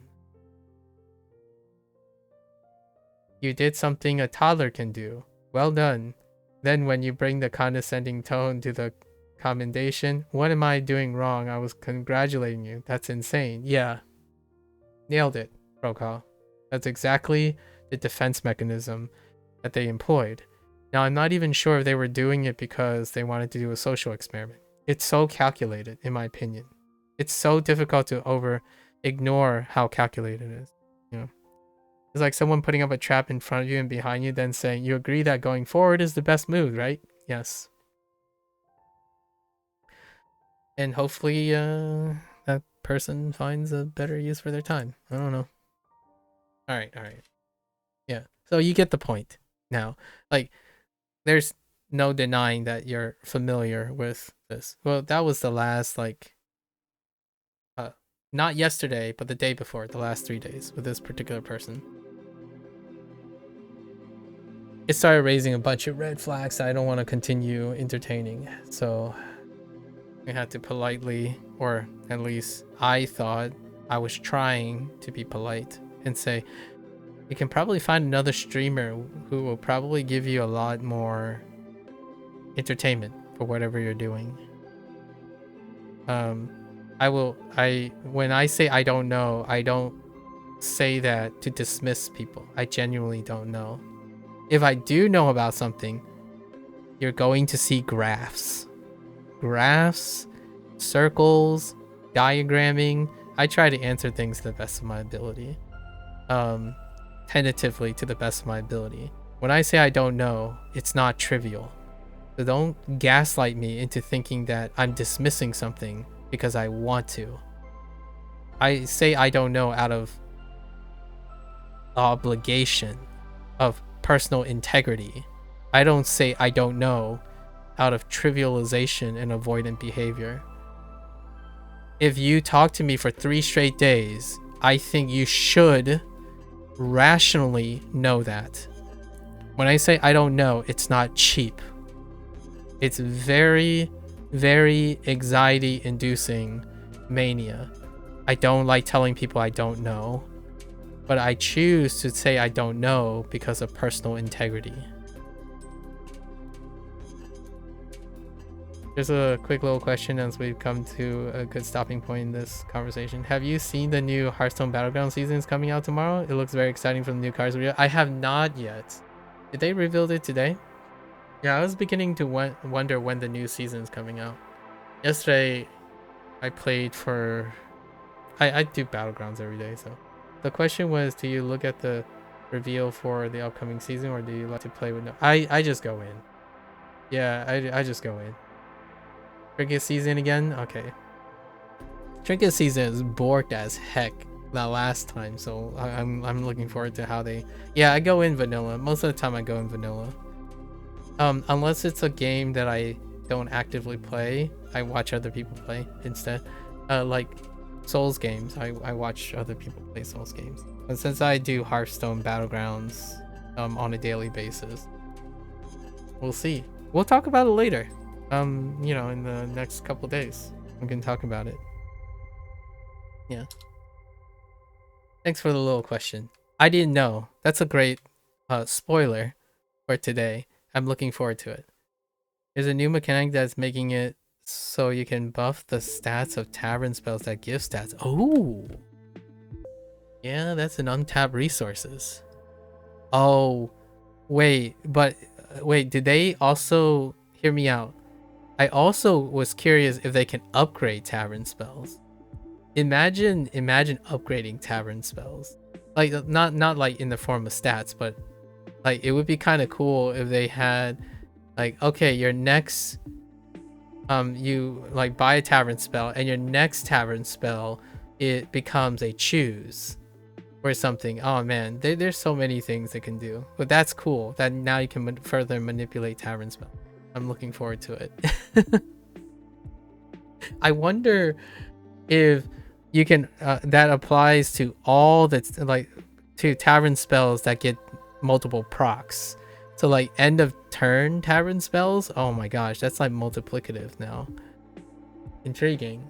We'll see how borked the game becomes again. Battlegrounds is such bork. I think trinket seasons are, or there had only been one season so far, but I think the trinket setup is borked. It's so borked, which is a lot of fun. Unpopular opinion, possibly. If I'm gonna lose, sometimes in Battlegrounds, someone slamming me for 9,000, it's absolutely hilarious. If you're not used to that in Battleground, like Hearthstone Battlegrounds, I think you might want to stick to something like, I don't know, Magic Arena or something. But in Battlegrounds, sometimes, what do you mean slamming you for 9,000? No, I'm saying like, you know, when you're playing Overwatch, for example, Broco, I think you play Overwatch. You know how like getting steamrolled, you either steamroll or get steamrolled can be boring to people because it's unengaging, you're not improving, and you like competitive close matches, and those are great. But I also don't mind in Battlegrounds, right? When someone like OTKs me completely, where like their whole band is still standing and I did nothing to them, because it is an experience that you're like, wait, so how did they do that? And to me, that's kind of one of the things about Battlegrounds. Like sometimes when you get completely humbled by another opponent, your only thought, at least in my opinion, my only thought is, oh, they got lucky. I'm like, no, they can't be that lucky. There's a difference between, oh, this person got lucky, you know, edged out a win, or like I got unlucky situation. But when someone slams you for like an unheard of amount, you're like, oh, something's up. I want to know. I want to know how this person. So that's kind of what I'm thinking about when I say it's an unpopular opinion. I don't think people like getting knowledge checked, but I'm a fan of getting knowledge checked, especially in rotating card games. Getting knowledge checked is such a humbling experience. Like, how the heck did this guy just slap me so hard? Like, yeah, I got more things to learn. You know the tavern spell, give your minion +1/+1. That definitely is one to keep an eye on. Ah, yeah, the cheap one, the one costing, or is it two costing? Two costing +1/+1 to your entire. Yeah. I wonder if there's hand effects. I'm obviously I'll find out soon. You don't have to tell me, but it would be, leaving tavern spells in your hand and hand buffing the tavern spells. That can be a thing too.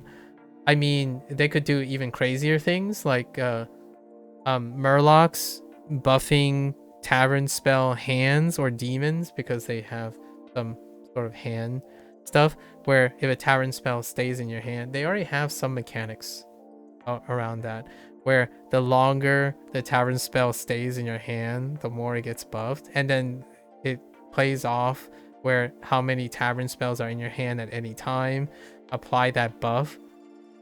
Yeah, so that is pretty neat, I think.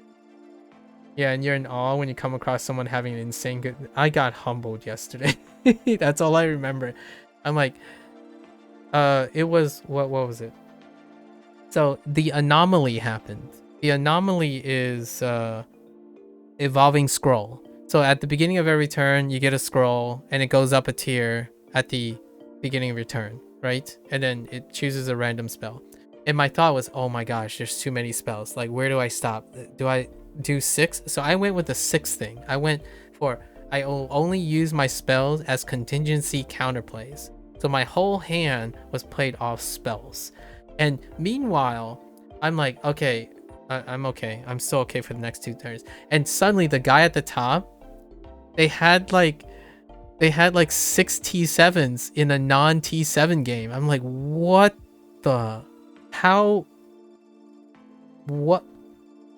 And the only difference between everyone was the tavern spells. Like, what tavern spell? Like, what? Yeah, you always just pray that the T6 is wisdom ball. Yeah. I got 2 wisdom balls, and I'm like, oh, okay. But this guy, like, I was still developing. I was on T4, by the way. I was on T4, and this guy had like, I saw them develop once. They had 1 T7 and 4 6s. The first time I met the person, while my tavern was still at T4. I'm like, I don't understand how this works. Then you get it and it refreshes to 7 T1 menu. Oh yeah, dude. I swear the wisdom ball. Like here this is what happened in that game. I got 2 wisdom balls and I had a mix ban. So instead, of course, the wisdom ball picked the one minion type that I had one of across my warband. Gave me a whole copy. Either they're all the same copy of that one Murloc I have, and I have a full board of undeads, and they pick the Murloc, or they offer me all Murlocs, random Murlocs. And I'm like, I'm done. But it's not before I bumped into that guy again with like 6 T7s and one T6, and I'm like, I don't understand. And you know, it's not even like a T7 as in T7s. Having a full board of T7s is like saying you have a mixed minion type, because generally repeated T7s are terrible. Like if you repeat the same minion type, like tribal between T7s is awful. Like you don't use that. So this guy has 6 T7s and I can't even process what it's doing. Like I tried to take a screenshot, but I didn't get enough time. Like, I don't understand why these 6 T7s work. Like, I don't understand, like, why those tier 7s. And then that random 6. Like, I didn't understand how it works. So that guy humbled me like crazy. Like, I don't know what's going on. They clearly know how it works, and I don't understand. I don't even know how they got to T7 while I'm still on tier 4. Nothing beats the feeling of getting the refresh that's a copy of your warband when you have 3 pairs. Oh yes, is power play. Although there is something to be said about having the golden brand golden brand into a pirate build, and you just keep playing. Like, you're never gonna get through your gold, so you just keep playing. Like, it's just buy, refresh, buy, refresh, buy, refresh, buy, refresh, and then you end the round with more gold than you started. I'm like, okay, well, that's the golden brand for you, especially with Pirate Marauder still in play, right? I buy one Pirate Marauder, it pays itself off over and over again, and then you constantly trigger what's his name, the drifter. Jeff recently had a game where he upgraded his max gold to 99 on turn 8. I can imagine that. Okay, that's enough nerding out about Hearthstone. Alright. I do... Now we're getting back. Thanks for the Hearthstone chatter. Heckin' 99 on turn 8. There's not enough APM for that, okay? There's not enough APM. I don't work that fast. Like, I tried sometimes. APM game is a young person's game. Too fast for me. Who said Hearthstone couldn't be like a first person shooter?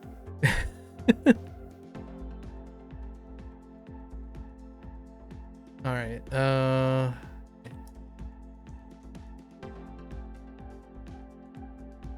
Good times. Yeah, those darn animation times always make it impossible to use all your gold. I know, right? Heckin' animation times. That's when the CSGO life, you know, back in CS Source life comes in. Eliminate all animation. You know, you're gonna go play a game of Battlegrounds while you get back to say, all right. Thanks for sharing. It was a pleasure catching up again.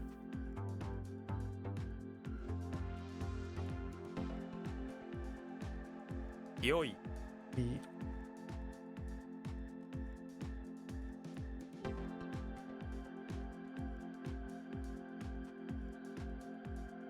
Oops.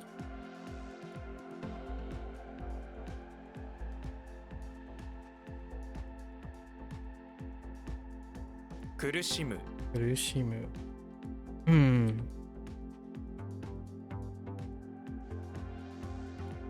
What? To be Kurushimu.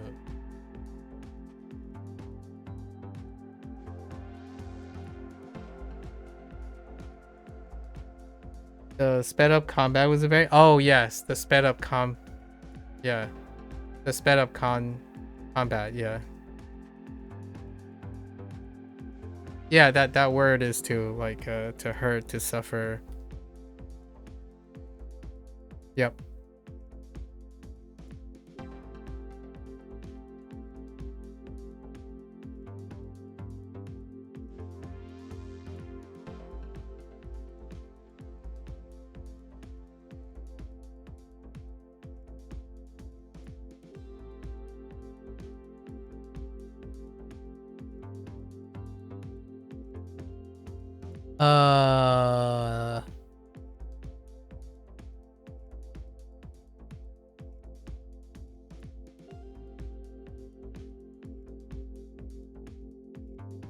Did I type the wrong thing? No, I didn't. Let's see. I'm attaching my energy to notice.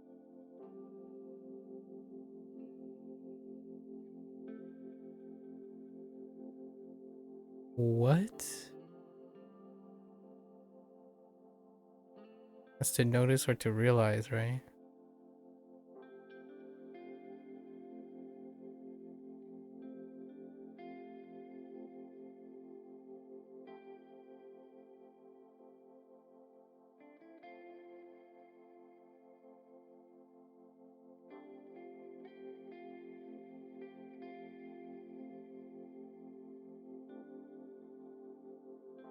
Oh. I was 気 typing づく Izuku. I was typing not the right kana. I'm like, what the heck's going on?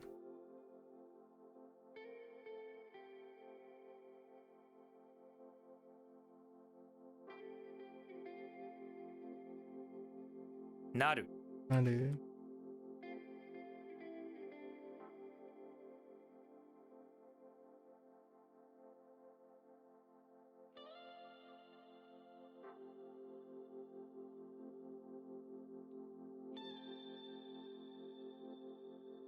Heck. Heck. Keep getting shorter. What happens is it keeps getting shorter. Oh.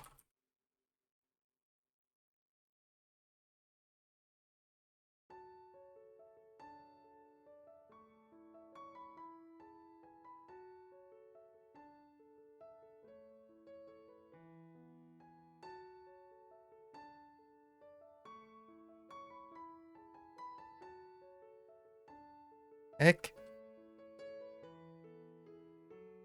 戦争 And so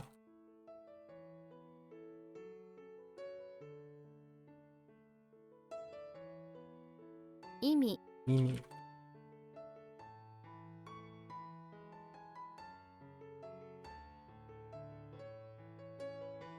Oh. Oh, this is the gathering thing. 集まる Natsumaru.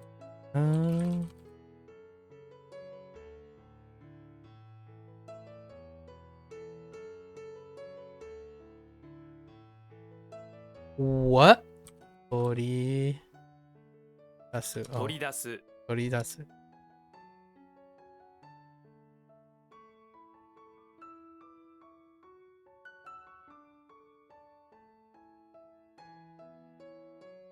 意見 And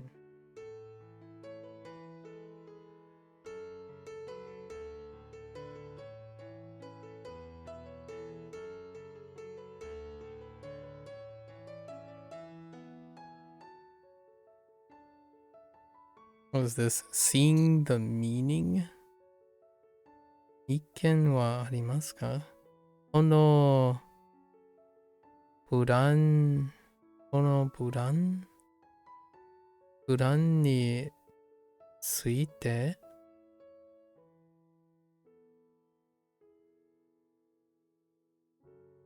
idea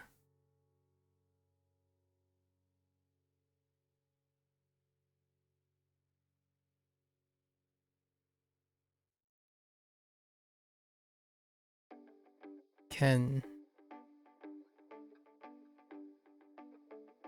see idea. Still a week or idea?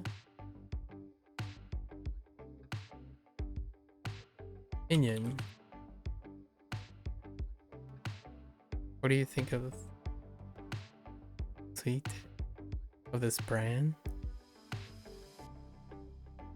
What do you think of using brand? Are there opinions? What do you think? What do you think of using this brand? What are your opinions about this brand? Of using this brand?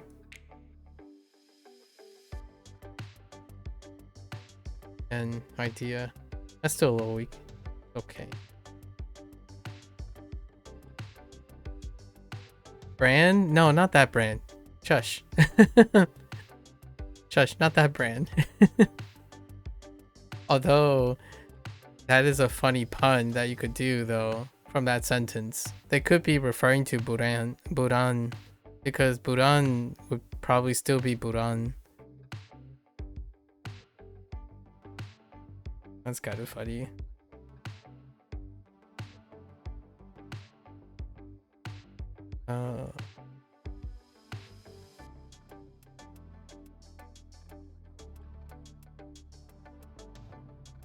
No, this isn't special enough to be We need a different word for this.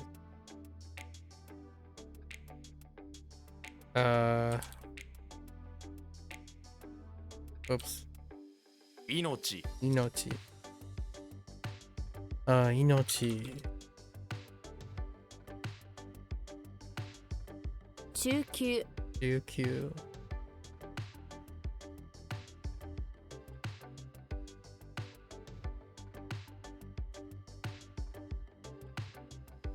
Oh. Typos galore.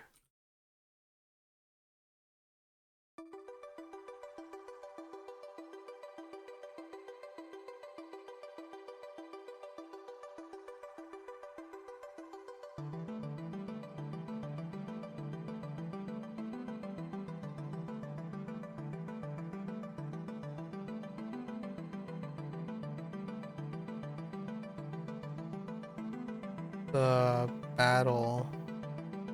What are we battling? 戦い Tatakai. 運転手 Intention.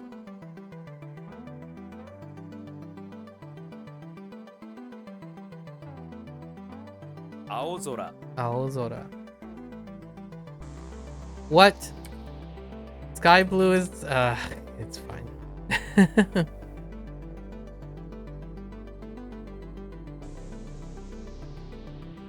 時々 Okie dokie.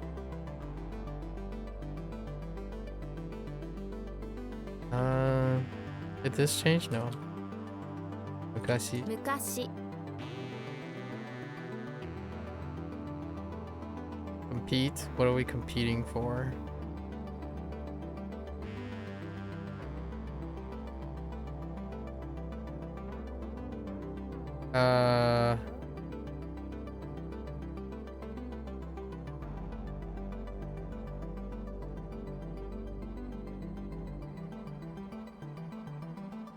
How does one compete?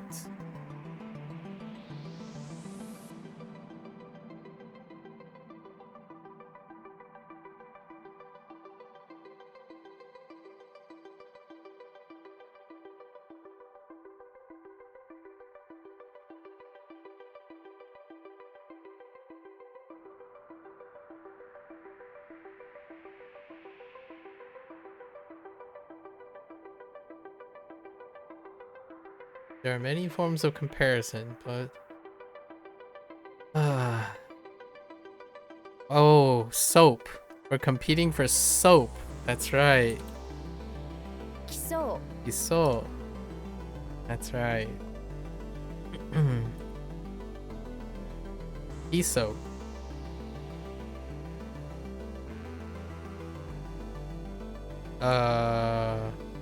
Ne? 分 Oh, okay. Excuse me.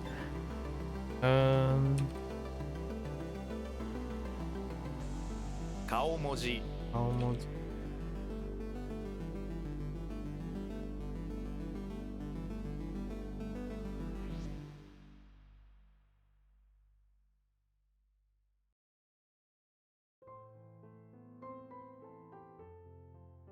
Okoru Okoru.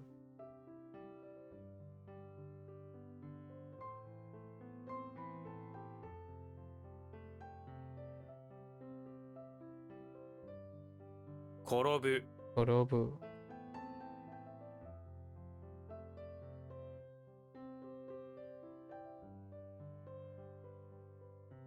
Having a good chat before doing reviews really loosen up the memory juices, you know? Really loosens up the memory juices.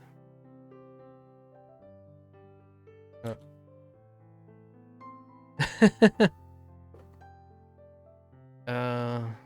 Hmm.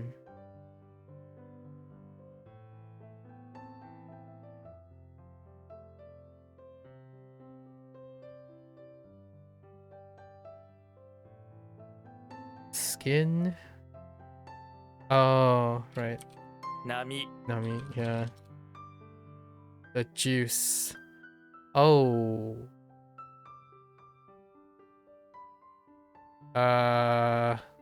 Maybe not this loose.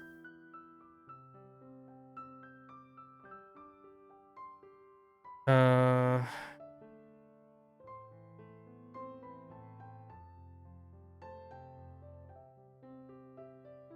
人里 Itozato.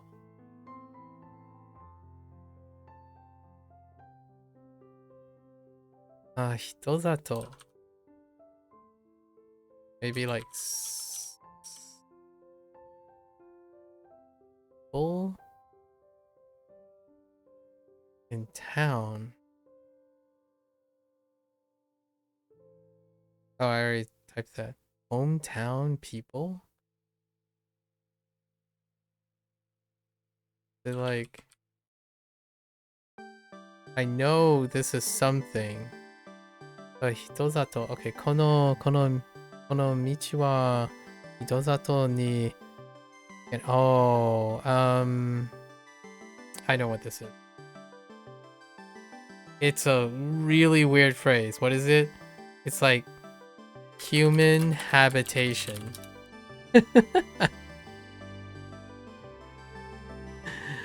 In other words, the community or the residents, or like it's a collective. It's a way to say a collective of local human habitation, like civilization or community.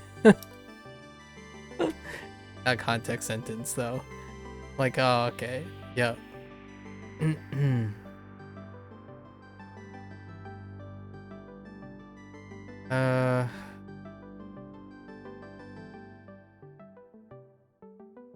Not kenmono, right? Oh, kenbutsu. 見物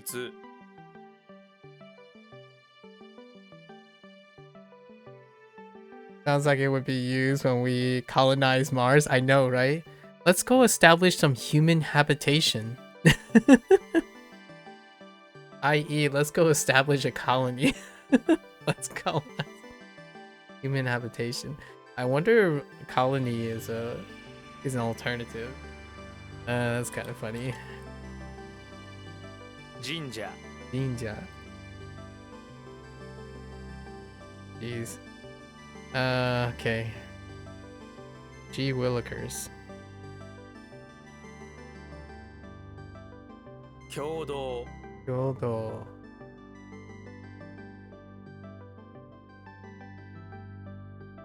売り切れ Urikire.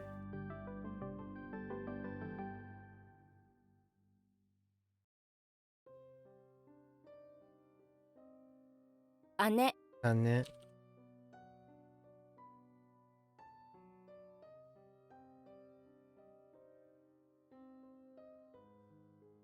落ち葉 Ochiba.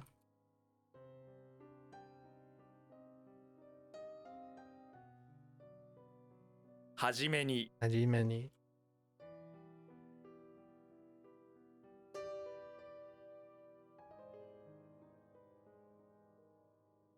父親 Chuchioya. I almost defaulted to Chinese just now.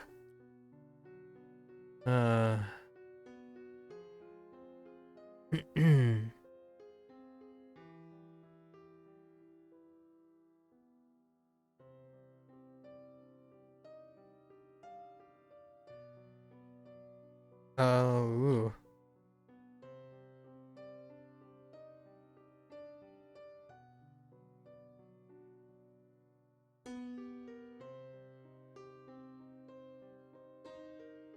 落とす Otosu.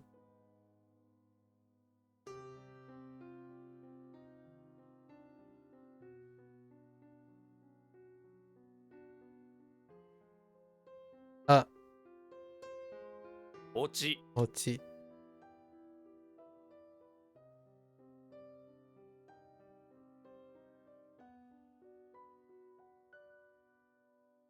I mean, Ochi, I guess, what's another way to conclusion?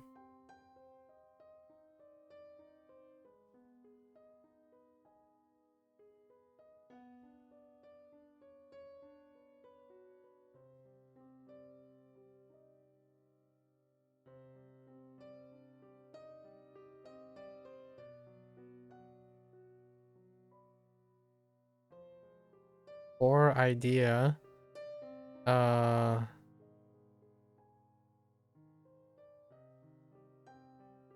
注意 Chewy. Pour your ideas. How do I pour the ideas?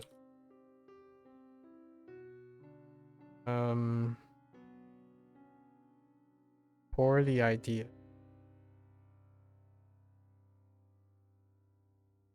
Let's see. 今日先生に注意されちゃったよ。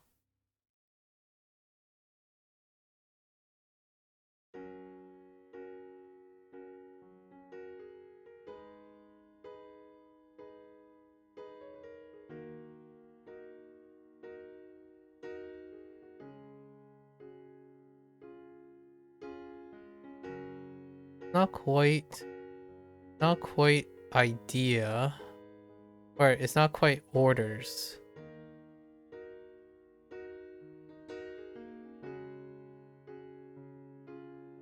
It's more like caution, right?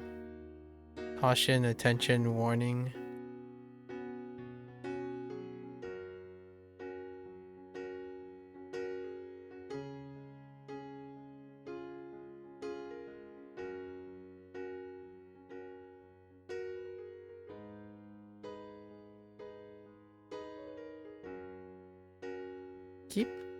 I have to go through the routine for war constantly.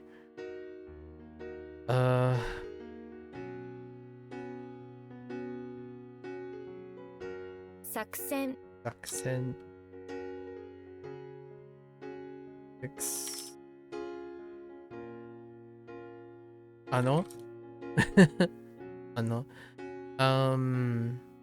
Hmm.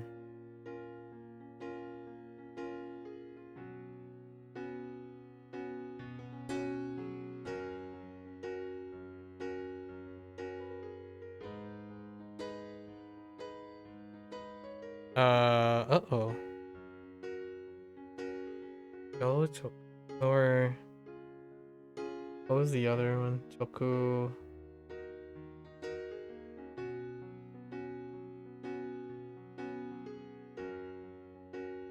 This one's definitely weak. Let's see. We have correct plus fix. Correct plus fix.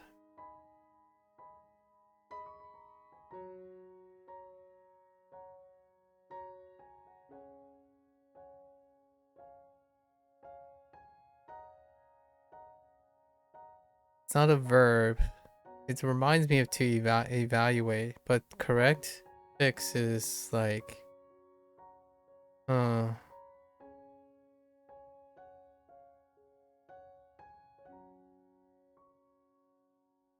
it's correct or fix, it's oh, this one is special. That's why. I'm pretty sure this one is the special one. So correct fix. It's backwards here. It's honest. Because you're being honest that the shogun is weird when he goes around saying chiki chiki. Oh my gosh, this one's shojiki. 正直 Shojiki. Honest. Or honestly. Yeah, that's a weak one. That's a special.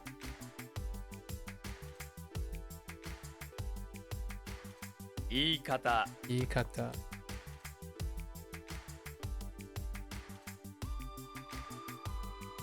売り上げ Uriage.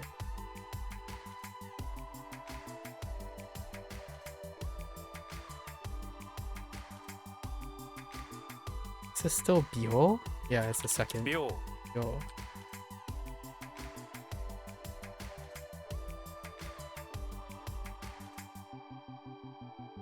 Mukashi banashi. 昔話 Mukashi banashi.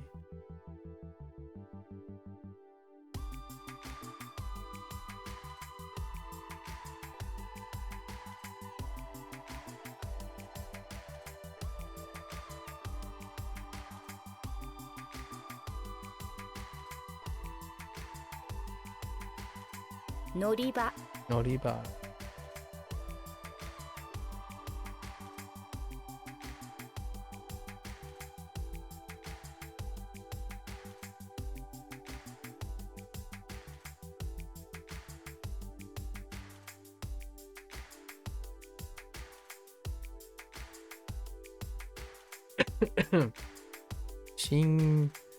Shinki no Shinpai Goto. 心配事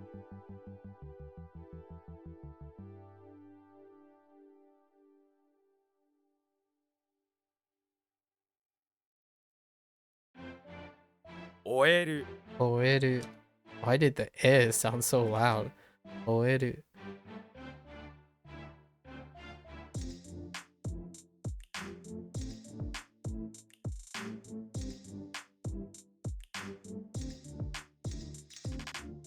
What?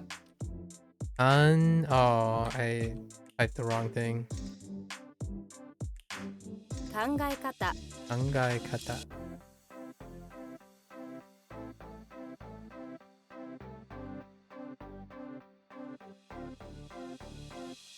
ちょうどいい Odoi.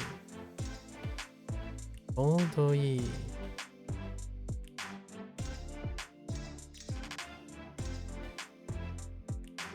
Mm.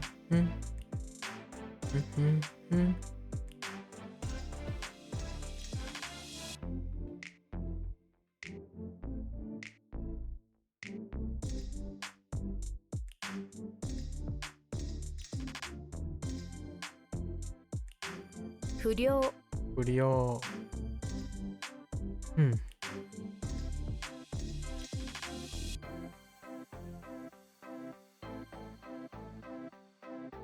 育つ So that's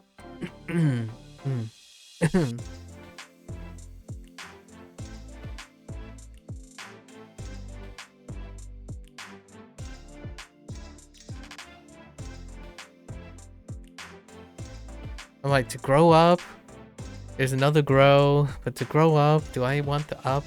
Man, 始まる Hajimaru.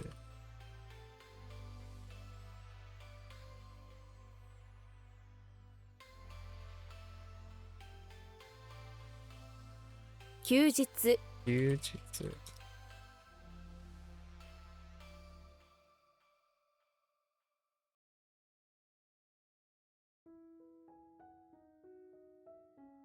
Toreru Toreru.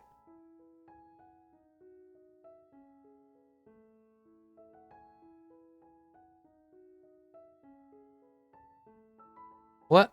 Wait, toreru. Oh.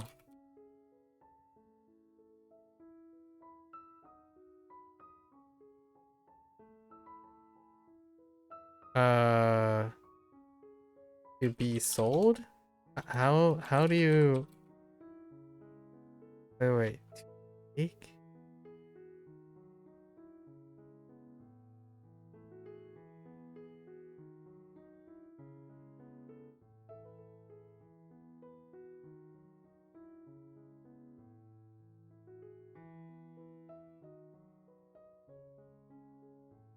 Botan ga torechatta.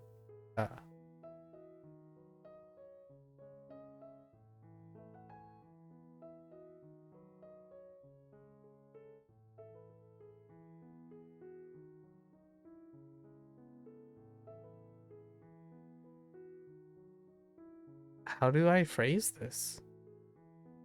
Reru is this is kind of weak. Largely because it's a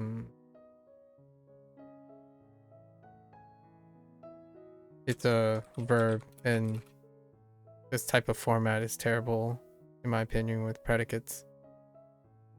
No grouping, no like, gotta do it outside. So toru would be take.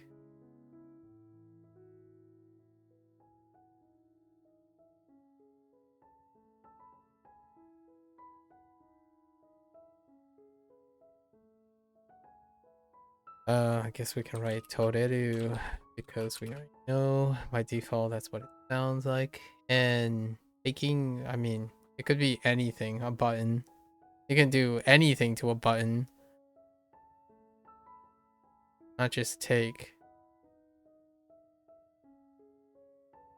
Like attach? I don't think toreru can be. I think toreru can be used as a form of attach. Yeah, so toru should be take. We have to pick out toridasu, or to take out. There's also to receive something, which is uketoru.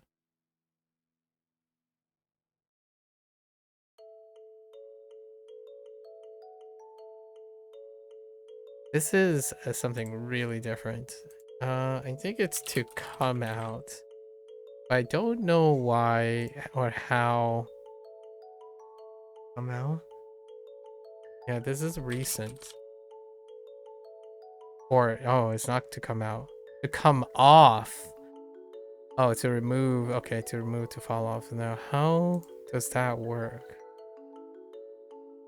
Of course, there's nothing about it. That's why it's so nothing.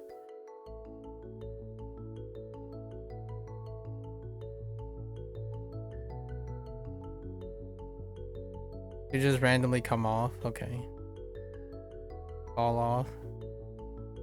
Yeah, that one's weak. Along with kayo from yesterday.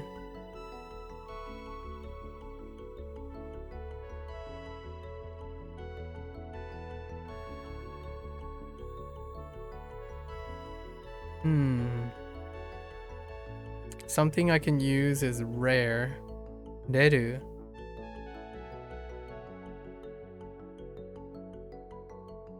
Oh no, but that's like kind of like raru as well. Reru. Or rare? Reru. I could do something with re. Ore. Torn. I could say like torn off. Toreru. Ore and ruin. Torn, ruin. To come off. I can use that. That's probably a lot straight to the point.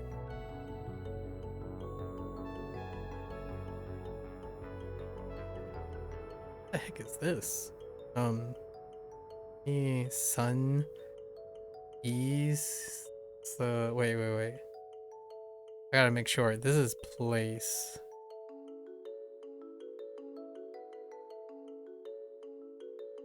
Or is it not? Well, I know it's you. How do I know it's you?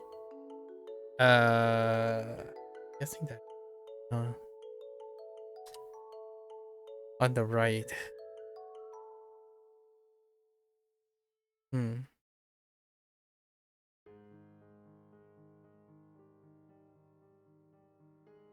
Kurushimeru. Urushimeru.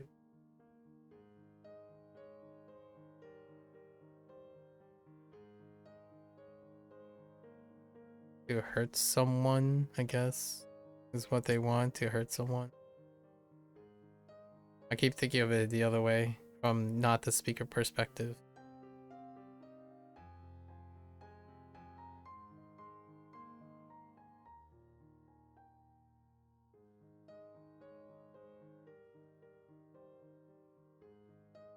Oops.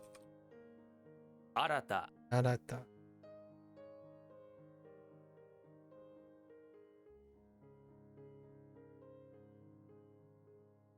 What the heck is the ara part?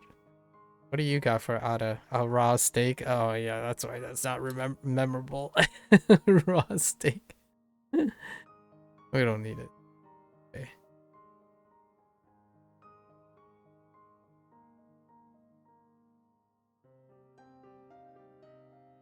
Onyomi. Onyomi. Oh, I can't write that. Onyomi is onyomi. Onyomi is onyomi. What the heck?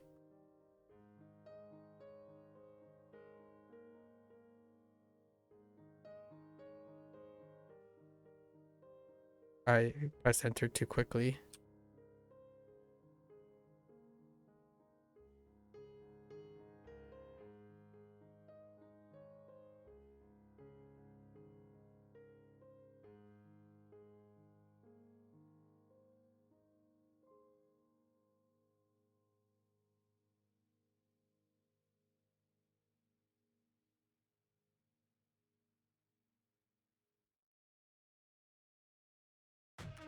Extinguish.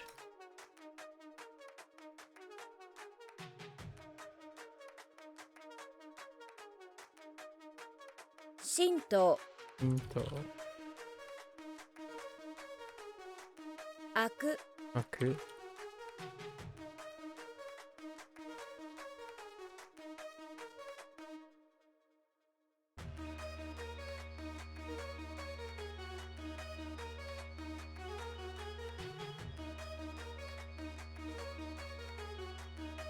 'Heck. Heck. Come to me faster.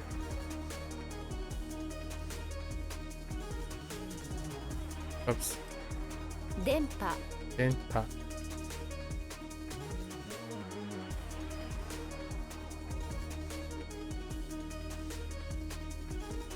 妹 Imoto.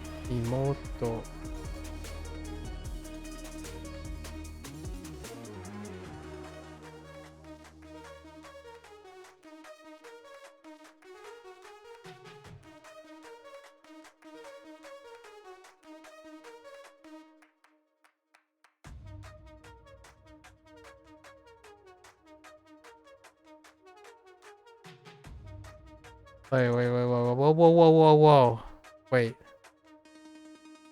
This is, oh, wait. Oh, no.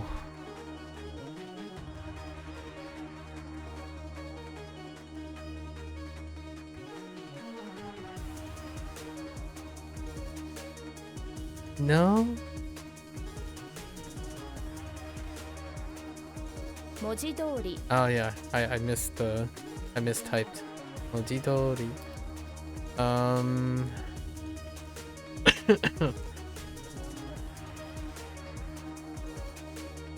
Wait, that's rote memory. That's just rote memory. Let's go with rote memory on that one. Not even concerned. 聞こえる Koiru.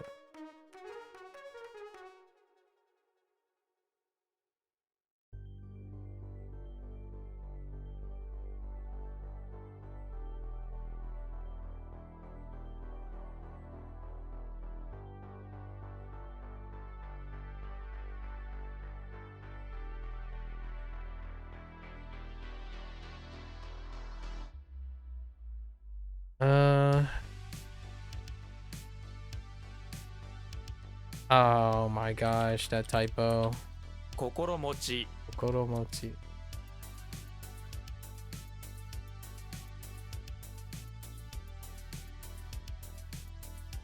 集まり Atsumari.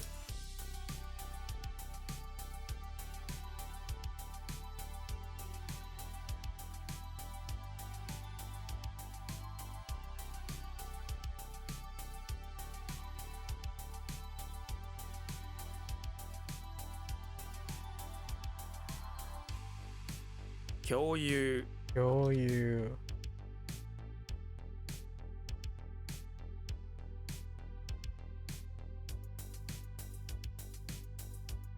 水泳 Tsuie.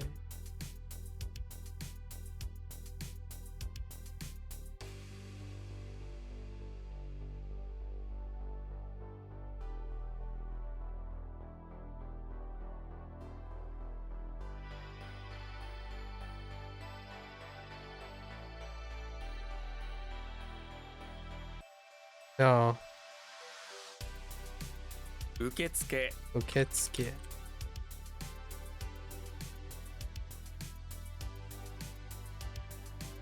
Ooh, this one's sort of right, sort of weird.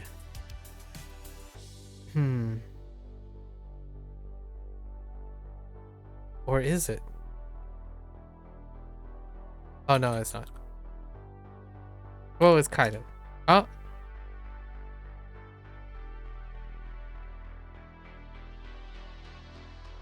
屋上 no, no, it's fine. Okujo.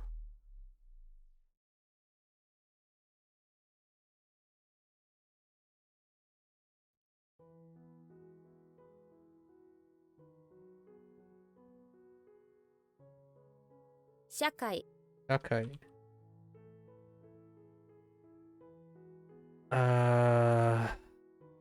Inpai suru.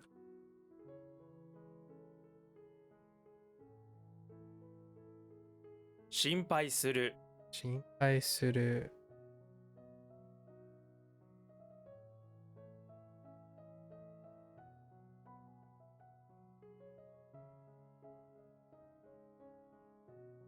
Uh-oh.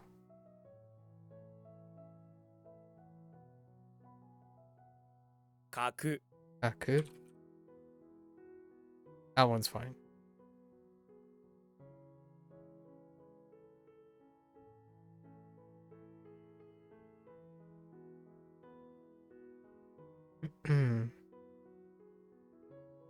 uh,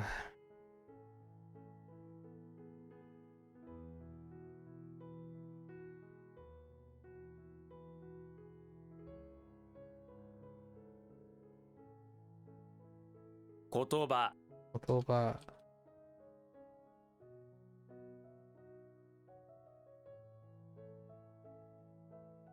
移す移す。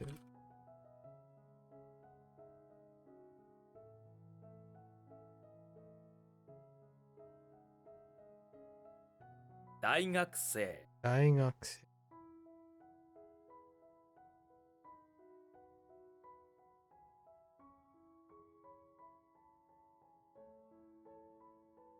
戦車戦車。A tank. You don't like it. 鳴き声鳴き声。鳴き声。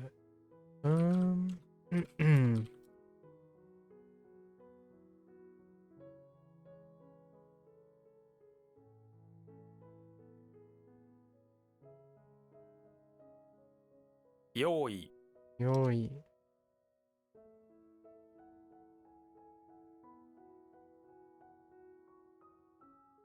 Ask idea. Right?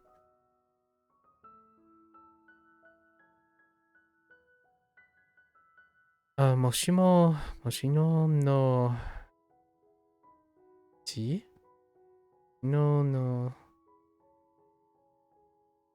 ために。Oh, not this again. What was this one? キャン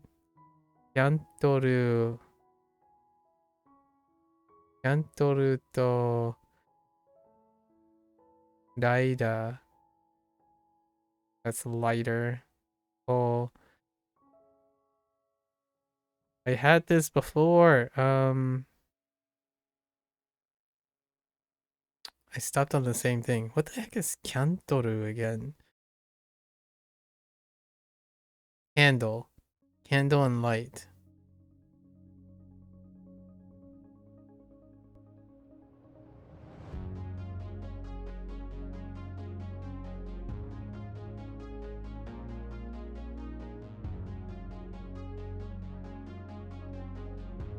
Candle and light use idea.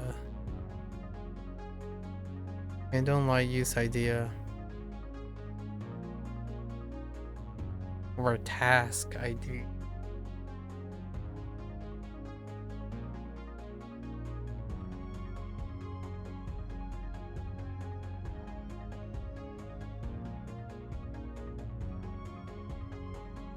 Is yoi. Preparation. How do you go about this? How do you get when you have an idea for a task, you're in preparation for actually doing it? Oh, okay, that's fair enough. I think that's okay. We'll go with that.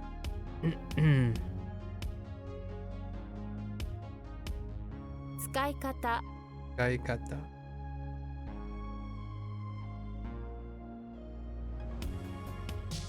how to use. That's fine. 運 Luck.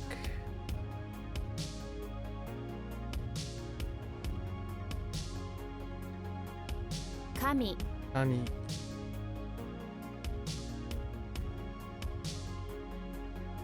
Whoops. Goku. Right. 追う Oh.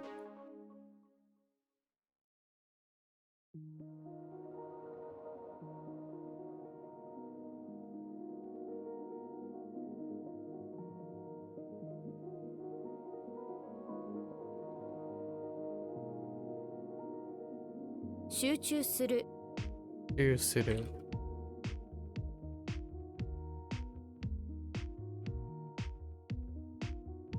What? Oh.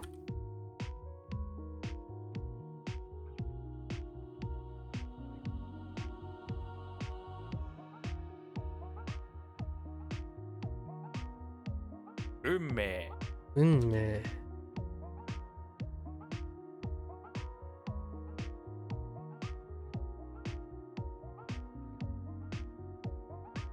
金持ち Anemochi. 負け犬 Makeinu. 終わり Owari.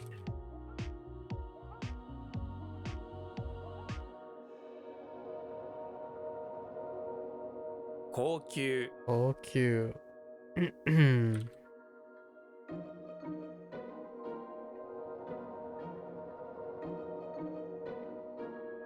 命令 Mere.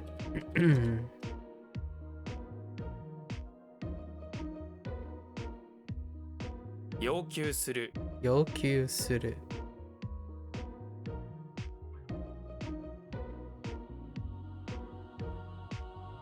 公共 Okyo. 3番目 3番目. 乗り物 Norinomono.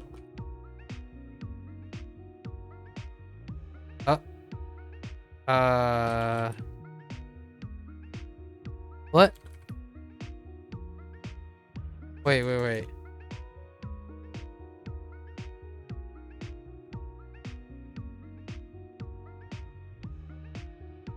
Definitely Ningo. Wait.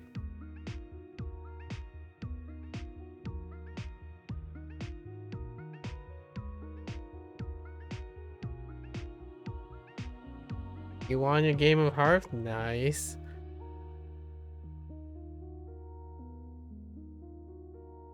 No, that's not Ningen. Ningyo. Why do I want to say Ningyo. Ningyo? It's Ningyo for doll, but how do they go about the gyo? Is it just because it's... We have 2 onyomis for Nin, and then the reading is a bit of an oddball. Okay, it's just special. Okay, that's fine. Yeah, we know it's doll, so...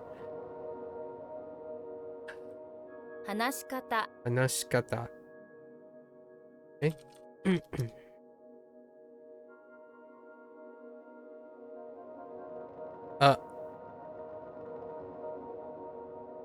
Nani? Wait.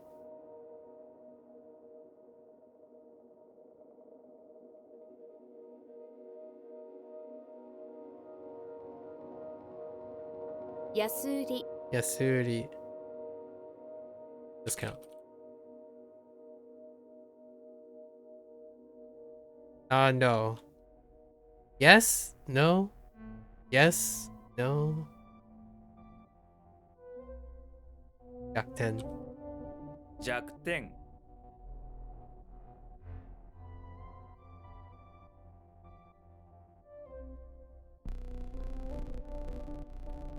本物 Omono.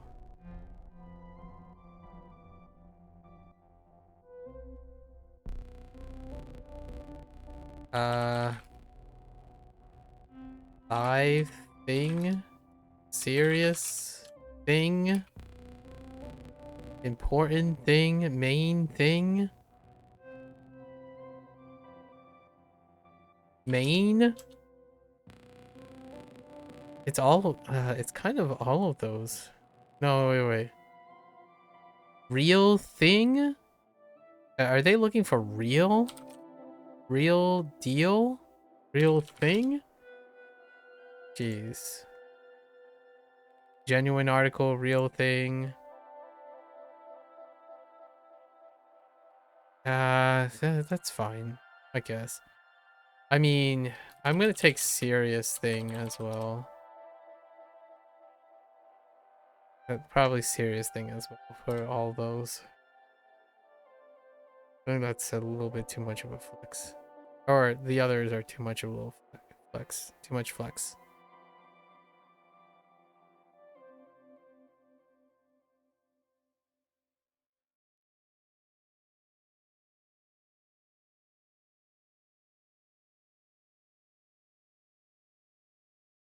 Ichidai.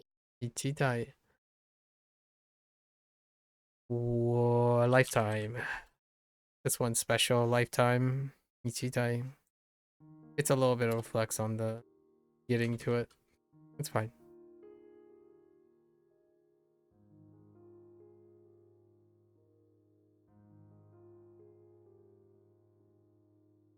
Daiji.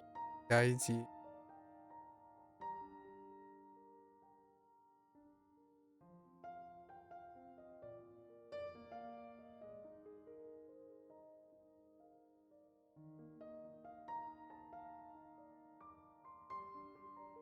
New show. Isho.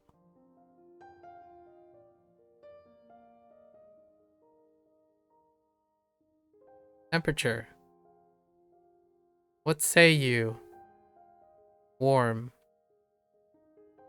How do you warm this up?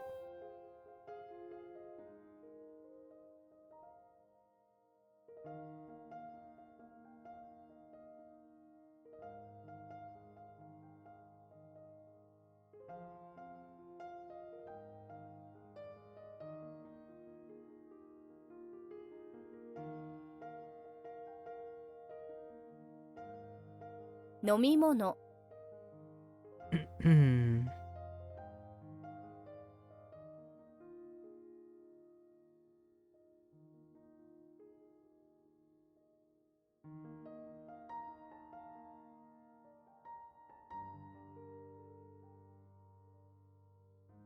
Katsuyo-kei. I was very suspicious about that one. Katsuyoke. The heck? Lively use form.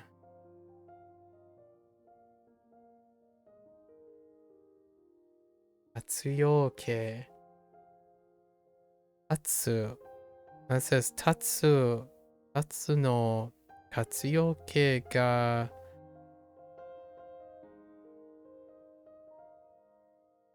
wakarimasen. I don't understand. Oh, the conjugated form. Nice. The conjugated form of Tatsu. That context sentence, though. Such a crutch. That's a bit of a crutch right there.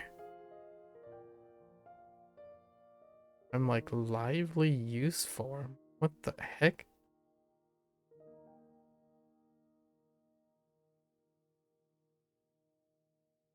The power of context.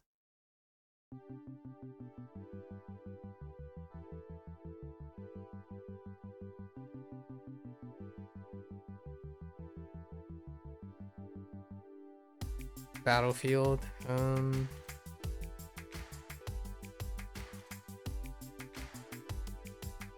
Senjou. Senjo. Naru. Naru.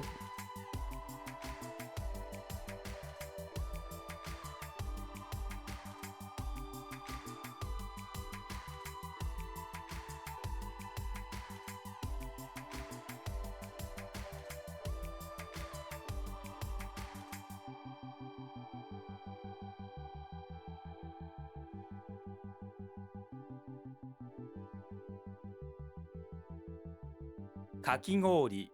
Igori. One of the OGs.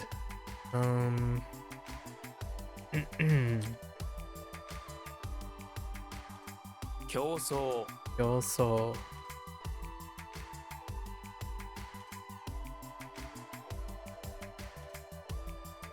Oops. What? 売り手 Ite. What the fine. Urite.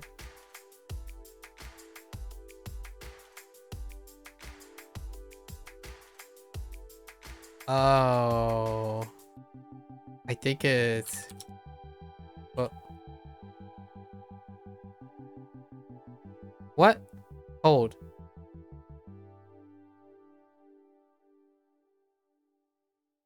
以前 Easy. So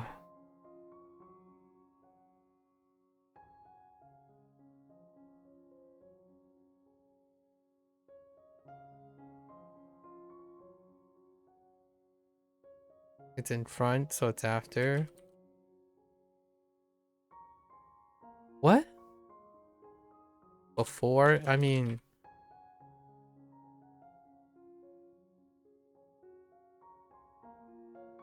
it's so many of these things. Which one do you want? Previously?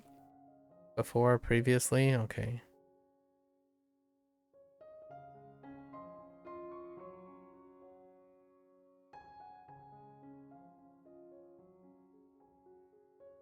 I typed recent, which is still previously, but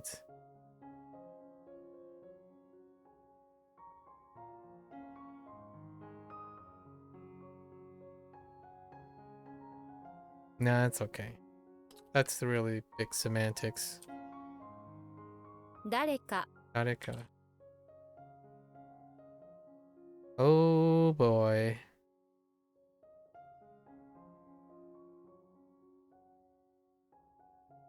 Nabore. Oh my jeez.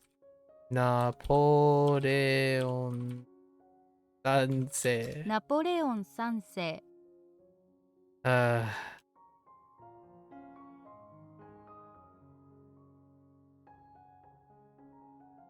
Um.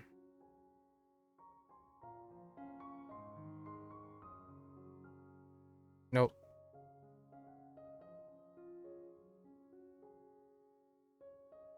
It's different.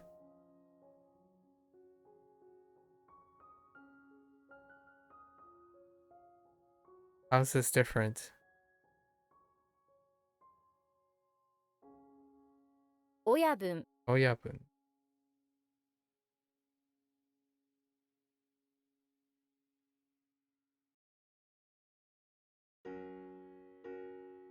Ooh.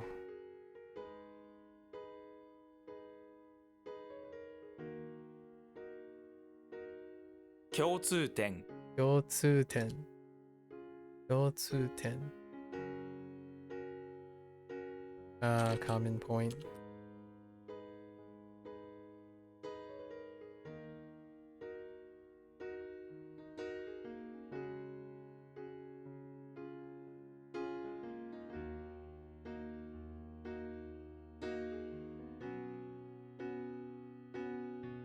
終電 Juden.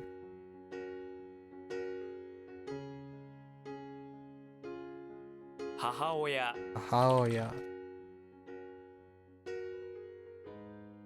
The heck? Oh.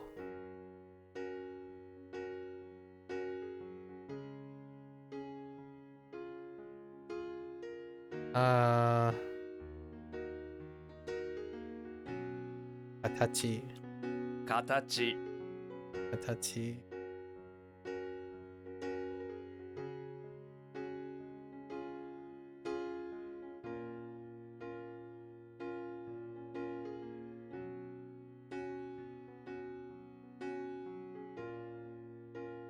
生物学 Seibutsukaku.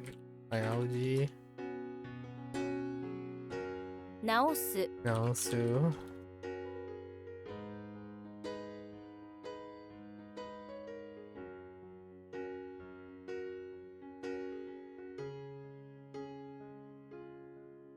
える I do. Hmm.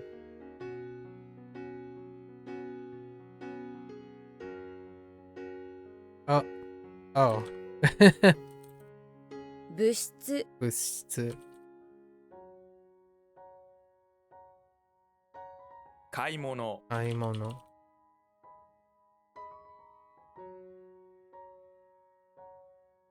No. Oh no. Special.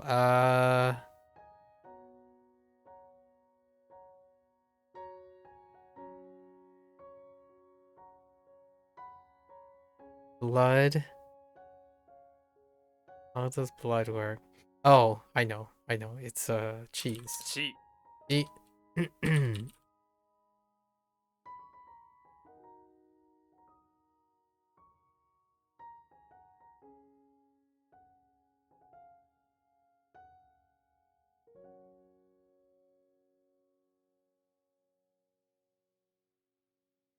首。足首足首。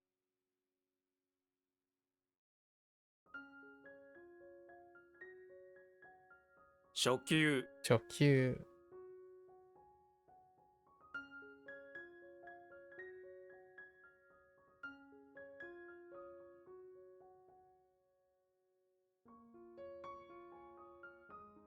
教育教育。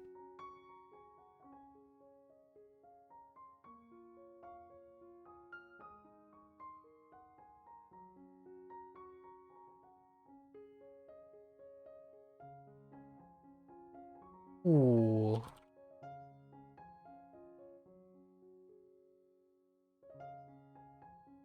Pretty sure that's she. And then two separate words, right? No. Yes. Sort of. No. This is special. 仕返し仕返し。Revenge.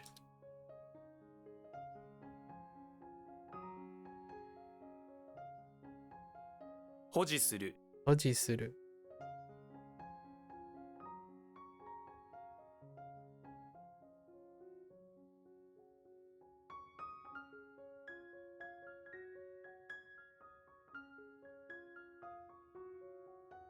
決定。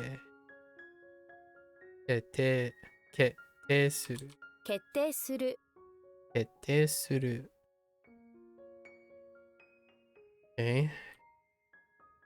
意外意外。Kind of a dingus. あなた、妹と、no. 弟と妹がいるの ?Oh, right. 意外でね。Unexpected.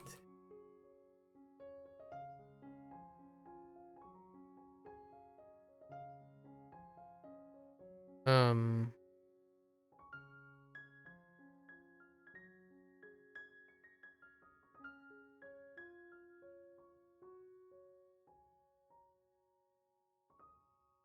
Uh,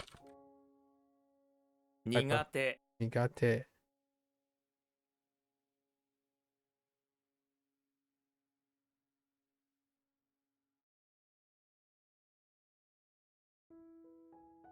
The heck? Oh.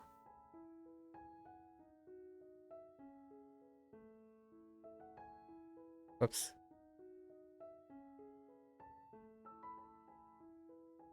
What?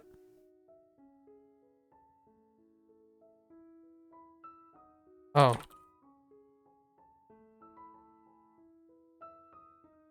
What? Wait. What's going on here? 買って I think I forgot the to. But the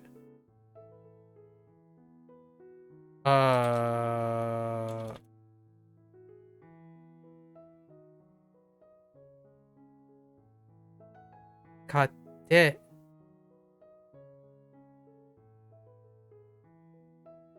What the heck? It is... Okay, there's a bunch of synonyms. This has to be a synonym issue.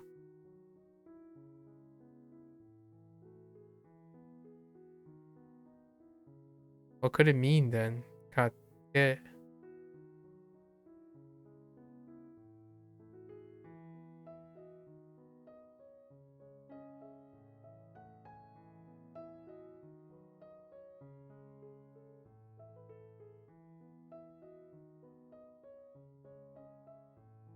Did I type all of these?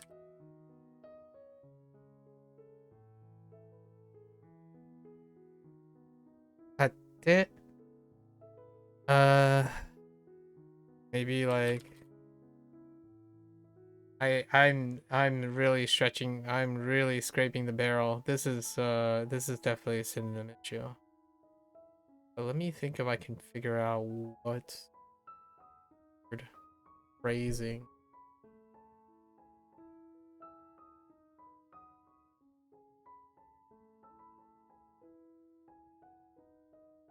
Oh, no. This is more elaborate than that. Wait. Honto kate da yo ne. It's one as one pleases. If you're the winner, you're as one or as one pleases, yeah.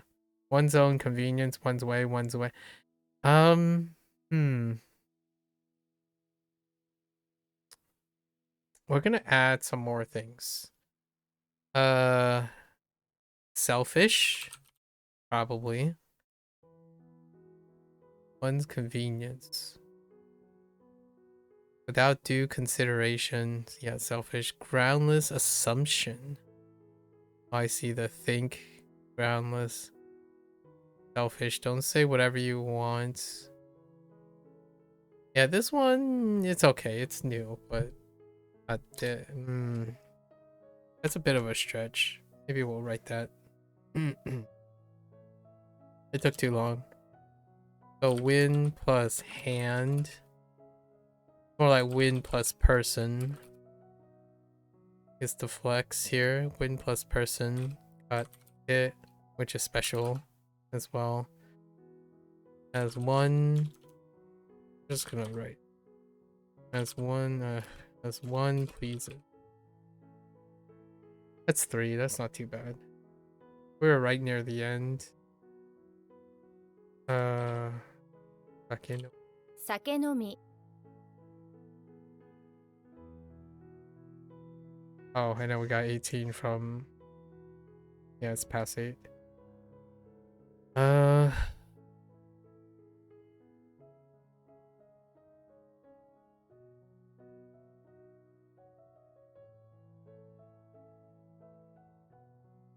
Compare?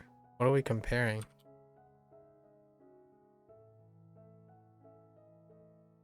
Compare? Oh, is it, 比べる 比べる?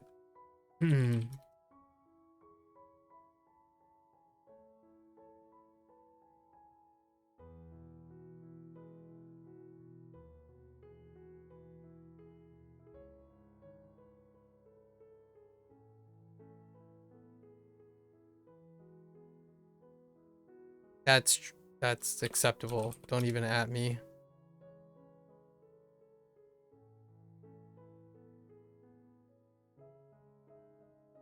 Okay.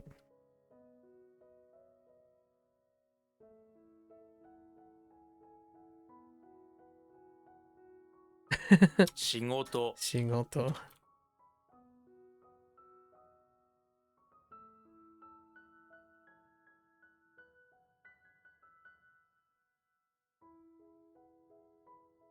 Ooh, which one is this? Which one are you? In terms of meaning, which one are you?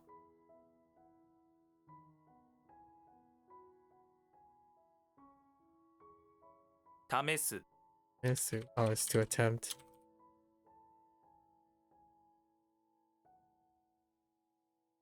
Nyugaku. Nyugaku. 試験。入学試験入学試験。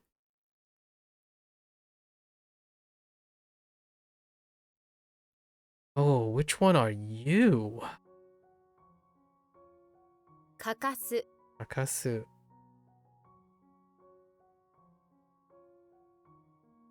It's a Sue.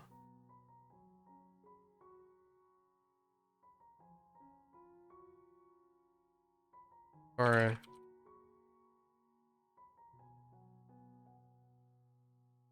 Nani kore?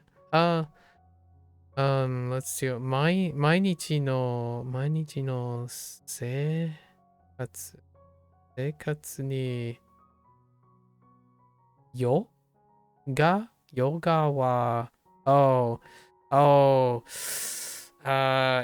to be without or to do without. Context. So good. If anything, SRS is a crutch. Or SRS isn't a crutch. Context is a crutch. The moment you read the context sentence, like, oh, okay. It's good, you know. It's nice to know that we can always default to reading sentences and paragraphs and watching movies and journals and video games in the long run. So, all good. When are you starting on my LLMs? I think we're pushing it back. We're pushing it back another month. It was supposed to be June. It was originally May. And this month, I ended up doing So to Speak. Right? So to Speak, cleaning up tiny folks. And also, I had to do my 100-day review stuff this week. But now I'm pushing it off again. Because something came up. Something came up at the end of this month. Last month, So to Speak came up. And in this month, the game that I was keeping my eye on has changed the landscape once again. And it's a rare opportunity. So I'm gonna play Clear Obscure Expedition 33 for May in French. Because I don't have there aren't many series that's outside of English, Japanese, and sort of Chinese. Not really, because Black Myth Wukong doesn't really. It's loosely can qualify, but I can't actually stream Black Myth Wukong in the same way that I would be allowed to. But and Black Myth Wukong is also another indie first time IP, but the French developer, I don't even know their names yet, so I had to prepare something soon. Or that's gonna be our thing. We're gonna listen to French. I haven't played a French game in so long. That's kind of nice. I'm still looking for a Spanish game at some point. Maybe there's gonna be another indie developer. It's like, yeah, we're gonna do Spanish. But for now, I think we're gonna have to push it off to July now. These things happen. I've already anticipated that these things happen. But the LLM stuff is gonna come. It's gonna happen eventually. Provided that there's no like hit foreign language series, AA indie title, first debuted developers that shock the industry again situation, if you know what I mean. I think the Spanish thing, we're probably gonna ultimately play like Baldur's Gate or something. Like BG3 or something. I was told there were multiple, like Schedule 1. Schedule 1 doesn't have any. Schedule 1 doesn't have a. Does it? Let me see.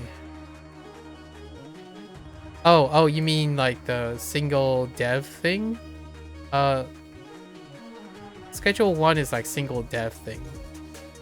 Throwing off the market. Yeah, I mean, I don't think Schedule 1 threw off the industry though. Schedule 1 is the indie darling. Like that Stardew Valley thing. It doesn't throw off the market. It creates a market. So it's kind of like Stardew Valley, Undertale, and whatnot. Single devs creating darlings. Clear Obscure is a JRPG inspired thing. So in the mythos of Final Fantasies rekindling and what is rekindling and my Like a Dragon rekindling and stuff, like active turn-based hybrids with existential crisis stories and fiction and science fiction. Like a Dragon falls off there, but Final Fantasy and then mixed with like aesthetics of picturesque things. That's what Clear Obscure did. Schedule 1 is more like indie darling. No one asked for this. No one asked for this, but I did it. It's amazing. That kind of thing. And then the last thing is language.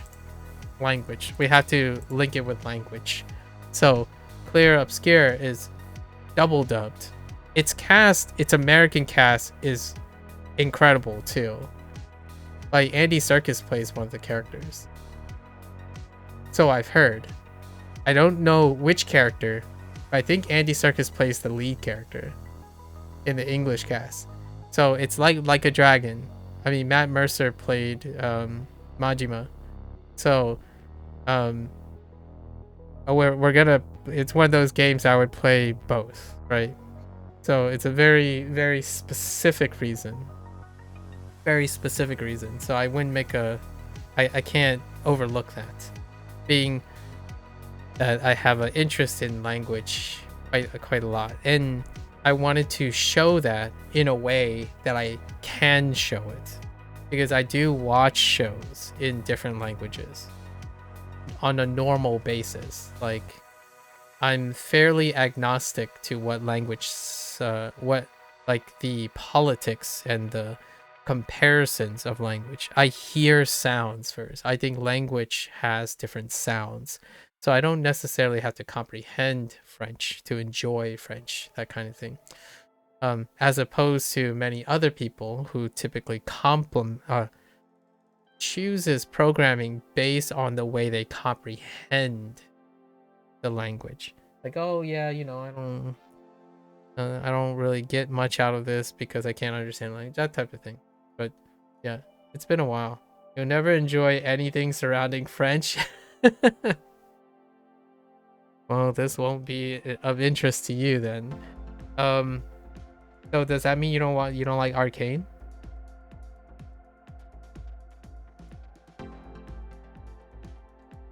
Unless you're talking about the language itself, then that's fair game.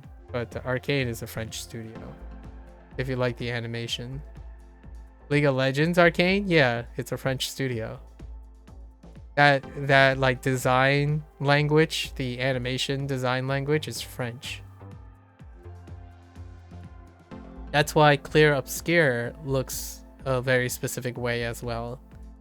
And I really like that stuff. If you look at like indie games that come from smaller French studios, they're often incredibly painterly as well. Maybe not to the level of 3D rendering, right? 3D rendering, but there are some that get the backing of higher production. As I always said, French is a beautiful country, just a shame it's full of the French protocol. I'll let you know when I find an Irish game or something like a down regional British game. You're currently watching Devil May Cry? I see.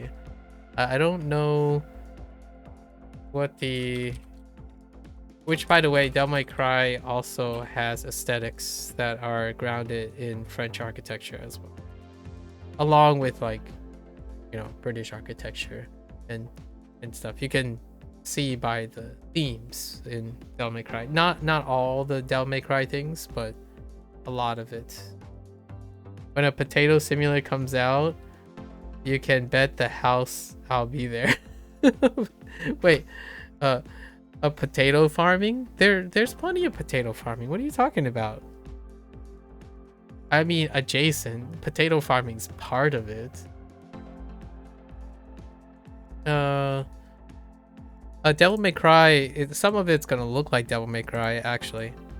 Clear Obscure is a great combination of stuff. But mainly, the exception that I'm making is because it's in French. And I can play in 2 different languages, side by side. I might consider learning French, I don't know. But it's a celebration. I love multinational video games. I absolutely love when other people make interpretations of their own, like, projection of their own culture. I have watched Money Heist. Yeah, actually we talked about that. I think, did we or Gecko talked about it? I think we talked about it because I showed that piece of artwork. That was one of the prompts was Money Heist. I took the mask of Money Heist. I'm not sure if it's you and me. It might be Procall. Not Procall. It might be Gecko and me when we're talking about Money Heist because he's learning French. So it's probably Gecko. Gecko and I already talked about Money Heist. Not in a sense of French specifically, but it came off of Lupin, the show, the Netflix Lupin in French. Yeah.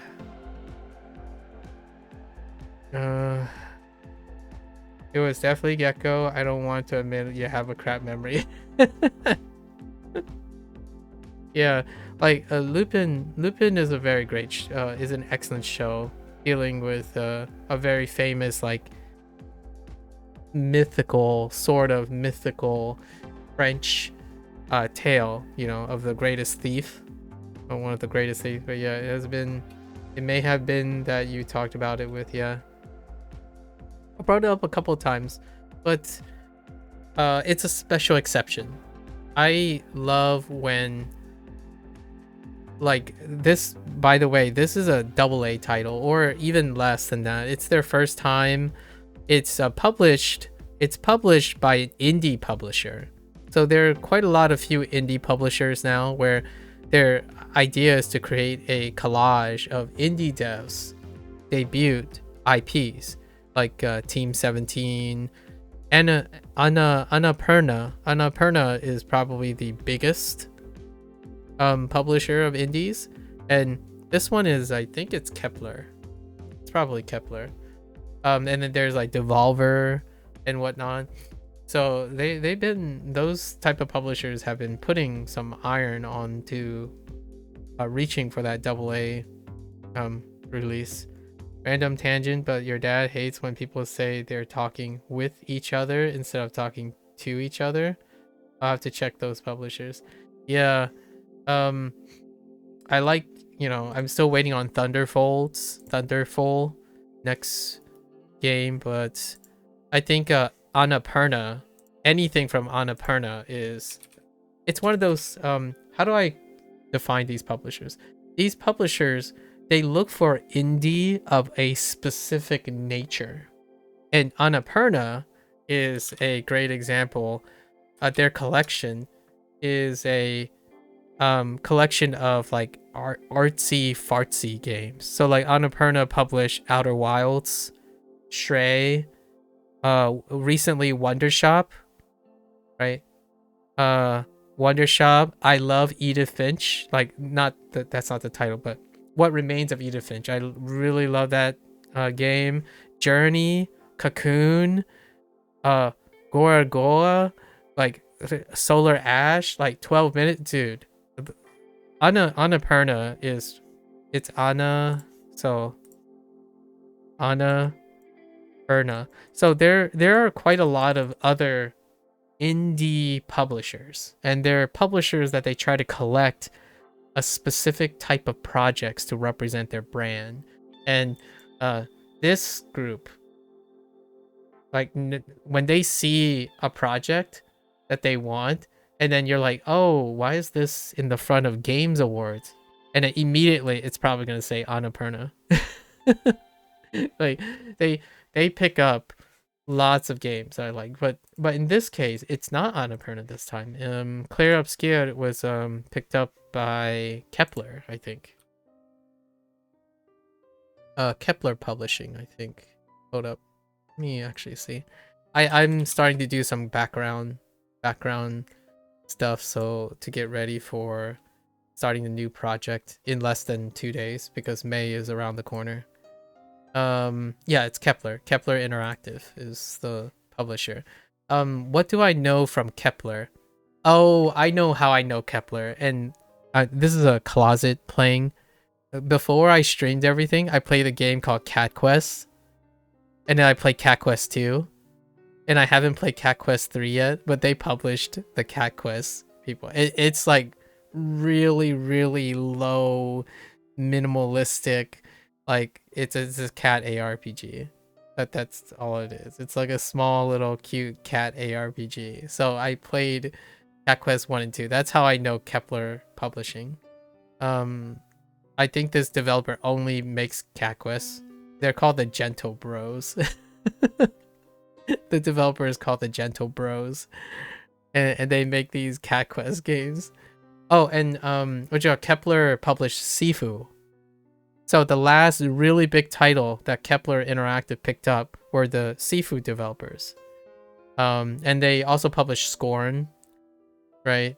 So you can kind of see what type. And Pacific Drive, I really like watching people play Pacific Drive. I haven't played. And Ticha, I think that's how you pronounce it. Ticha looked great. Flintlock kind of fell flat a little bit. And then Windblown is, yeah, it's kind of, it's supposed to be from the people from Dead Cell. So they ended up collaborating and publishing one of crafters of Dead Cell, or Windblown, which is a multiplayer game. So those are the recent stuff. And then very recently was Bionic Bay and Clear Obscure. So they're kind of going for artsy things too, right? Lots of these indie publishers, their publishing name comes up a lot because they're trying to get like a collective project that deals with specific themes. And I think Annapurna, they land so hard. Like I would say 7 out of 10 games are indie games that make a splash, and that's crazy. Their track record is huge. But instead, this time though, Kepler is in the forefront. Kepler's got it this year. So I can't overlook something like that. When language appreciation, cultural appreciation meets gaming, meets everything, we gotta make some time for that. And I already mentioned that. Like I give most things to that. The reason why is these things don't come along very much. Yeah, it's supposed to be. The scientists. Kepler Interactive, I imagine, was inspired by that. Or maybe like, yeah, like the program, like the space program. I'm sure that's where they got it. If I look at their logo, let's look at Kepler's logo. Yeah. It's based in London and Singapore, so one of its HQ is in London. Yeah, their HQ is in London, so there you go. Yeah, their very first game they published was Sifu, by the way. And because of Sifu's success, it was able to pick up another thing.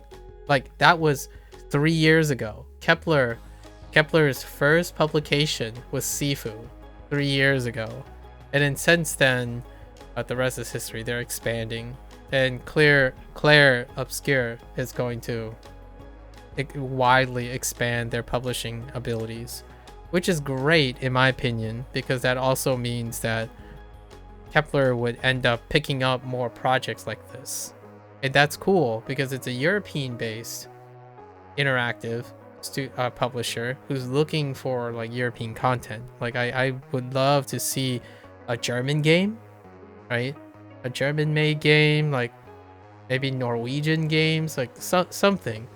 the next Witcher game, right? I might, if they offer a full-on audio with Polish speakers, I'd probably play the first playthrough in Polish. We don't know. We don't know, but they're rare. They're super rare to have a game publisher say, okay, I see what you guys want. You guys want to have the money and the budget to hire 2 separate, really wonderful casts. But we're not talking about like the common stereotype of hiring a B-list cast in order to fill the demographic requirements, you know, like the stereotype that comes with anime a lot of times, because the budget is incredibly tight, right? I'm not saying they're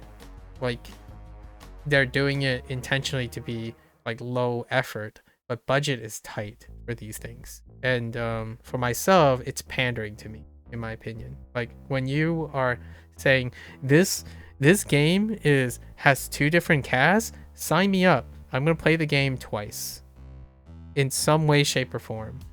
It's not this is always better, this is always better, I only play in this because that's how natural it is. I'm like, cut me a break. Like, you know, I can't agree with you. Not that's monocultural stuff that I don't agree with. So most of the time I'm like, okay, like, hey, why aren't you playing this in English? It's like, I did. Like, why aren't you playing this in French? I did. Like, hey, what is your first playthrough? Is it going to be in Japanese? Or it's like, well, I really like this game, so I want to use the English as the basis to understand other languages, language versions. But soon I could play in Japanese first, then use English to reinforce whatever Japanese I learned, for example. So I have yet to start on Final Fantasy, my legacy run through Final Fantasy, which will take like 3 years probably, like to do that. Persona is a more feasible legacy that's coming up. So we're gonna start from like all the versions of Persona 3, then 4, and then 5, right? Prior to the next Persona. So, and then Metaphor, probably pick up Metaphor because they're multiple dubbed.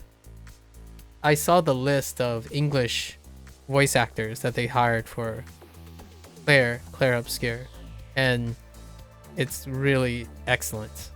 Like, they didn't hold back. I'm not familiar with the French cast, so that's kind of a neat thing. That's basically like everything's new, and that's pretty great. Yeah. So that's indirect. So it's being moved to July because I imagine making time for Claire Obscure, which apparently the runtime's about 40 to 50 hours plus all the completionist stuff. And for me, it's probably going to be like plus 20%, so 70 hours.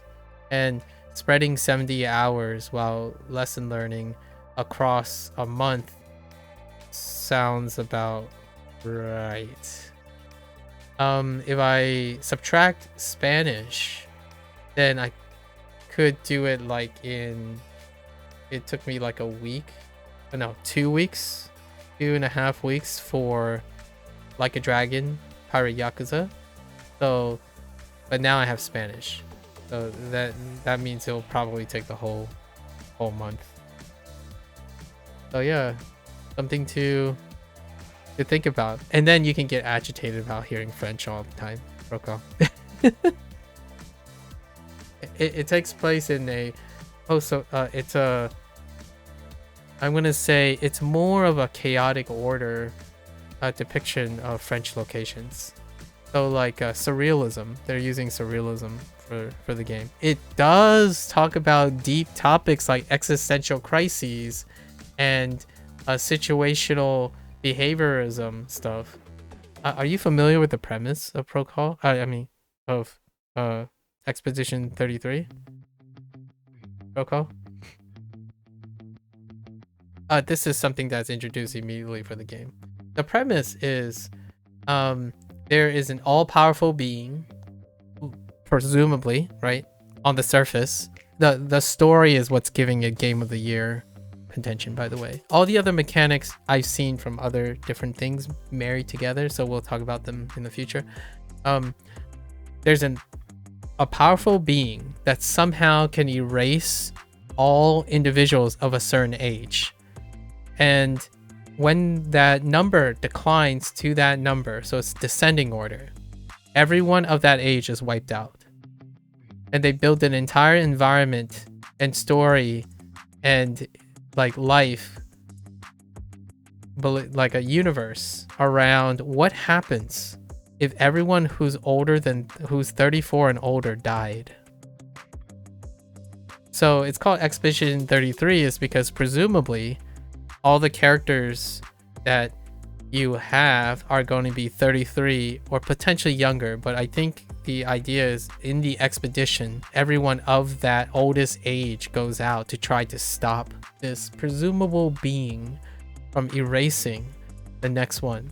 So they probably build a really, according to feedback, they like the reception, they built a very provocative narrative around painting a society in which adults no longer, like the classical adults, like the modern day adults, where it ends at age 33.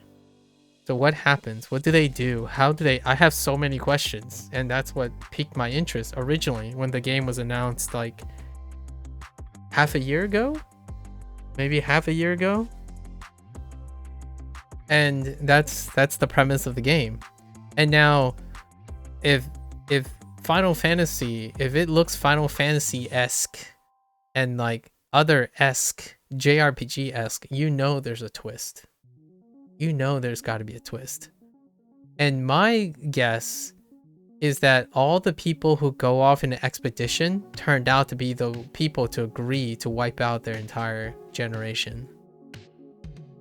That's probably one of my, like, it's in the top 5 outcomes. You probably find out that the people who went out on the expedition are the people who decided to wipe their year out. Like somehow the person who's that almighty being offers voluntarily the decision of the expedition, and they somehow maybe convince themselves or become the paintress. So that's the name of this almighty being, the paintress. And I think the twist could be something like somehow through their adventure and their expedition, they've come to question their existence to the point where they would voluntarily agree to wipe that age out somehow. Like that would be like a very painterly, artistic thing that would complement what I see visually and whatnot. So we'll see what happens. The concept is not crazy in my opinion. I mean, I watch anime quite a lot, and not like shonen and fight anime. I typically watch existential stuff or like science fiction, post-apocalyptic science fiction. So it's not a big stretch to find a compelling narrative in which you realize that for the betterment of whoever is lasting, they might agree to voluntarily eliminate everyone. It's kind of like Thanos thing, right? Like the snapping and whatnot. It can end up being poetic like that. So I am looking forward to how they spin this stuff. It can't, oftentimes compelling narratives aren't that straightforward anymore, especially a game that thrives on its narrative. And that's what paints JRPGs so well. So it's awesome to see a different take on it, or a country, a culture that's backed by different things and exposed to different things do that, right? And that's very neat. And calling the being the paintress is, with lack of a better word, is so French, and I kind of love it.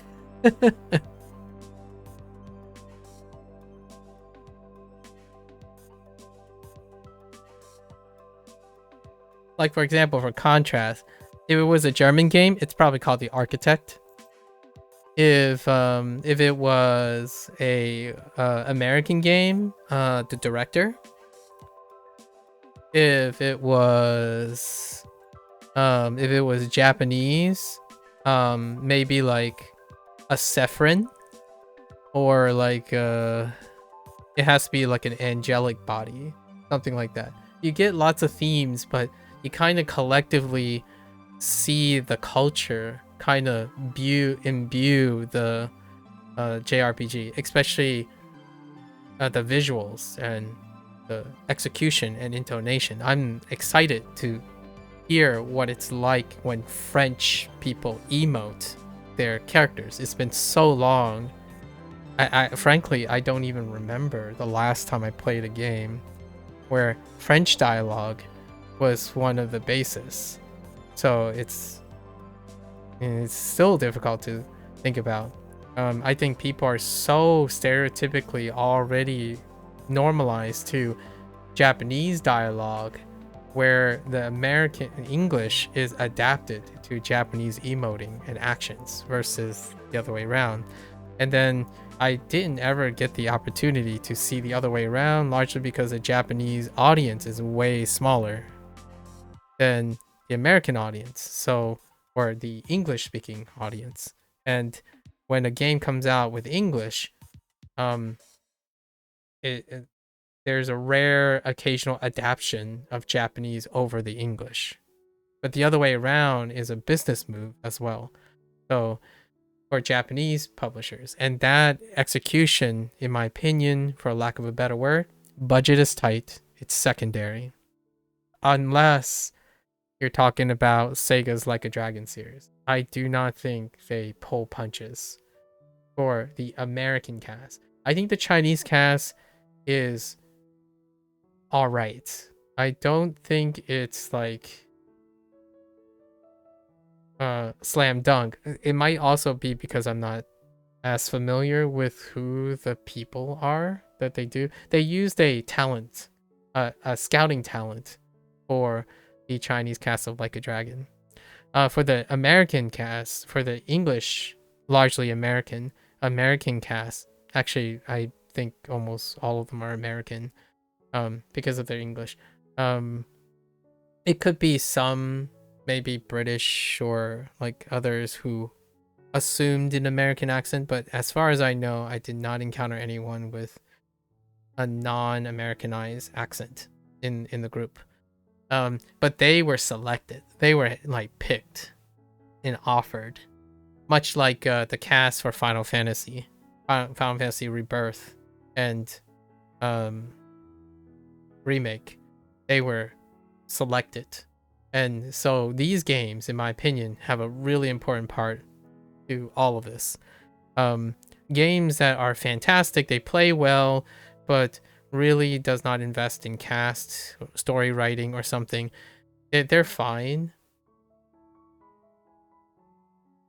They're not as interesting, in my opinion, from the perspective of what I want to show, like what I want to interact with. I'll probably play those games in my free time and whatnot, and then indie games often don't have the budget for voice acting, period. So the vast majority of my indie games I play don't even have voice acting lines. The most mainstream, high budget thing that I play now is Like a Dragon, and I've already committed to that every time. Actually, before that was CDPR, because I played Cyberpunk 2077 on launch. But I don't think that was dubbed in any other language. Oh, actually, hold on to that thought. I don't think it had. And then the science fiction. Oh no, it was. Oh man, it had many languages, so we could replay Cyberpunk 2077. Cyberpunk 2077 has English, French, Italian, German, Spanish, Japanese, Korean, Polish, Portuguese, Brazilian Portuguese, Russian, and Chinese. So we could play the heck out of Cyberpunk. That's what happens when you have money. Because CDPR is its own. Technically, CDPR is an indie dev. It publishes its own game. So, and then it doesn't. Oh wait, it did publish other. They do have other developers now. So technically, bigger thing. But CDPR, right? That's an example of, yeah, you can play it in any game and anything. Like I would love to. Okay, now I'm really strongly thinking about doing a legacy for CDPR games because it's in Japanese and Chinese. I want to know now. And then and then we have Spain Spanish, which is a little tough, but Spain Spanish, not bad. Hey, that's cool. That's my future, by the way. That's what I plan on doing in the future for immersion, I suppose. And then like this type of thing is gonna go away because I have no use for it anymore, right? So eventually all the time that I'm spending now with this in another year or two, it's gonna be less and less this and more looking for games to play, to understand culturally and whatnot. Fun. Now back to this. So that's what's planned for next one. But the LLM stuff gets pushed largely because probably won't have time for it. Have to be realistic. Beforehand, what happens beforehand? Is coming soon?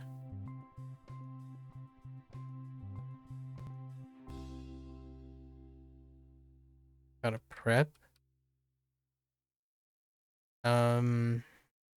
Shima? No. It's something about mother.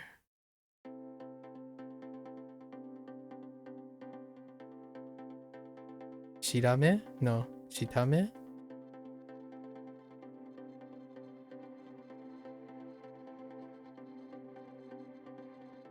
Nope.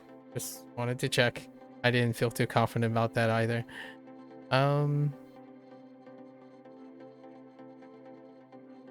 Like the mother is coming soon. This is weak.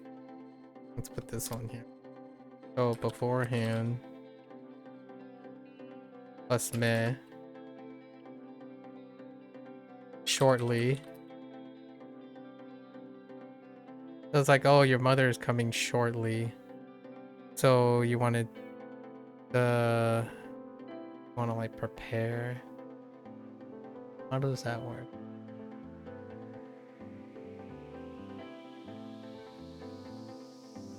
Also, by the way, it's a it has JRPG foundations. It's a throwback to Legend of Dragoon, in my opinion. I played Legend of Dragoon when it was on PlayStation 2. Legends of Dragoon came with 4 discs, man. And then Final Fantasy.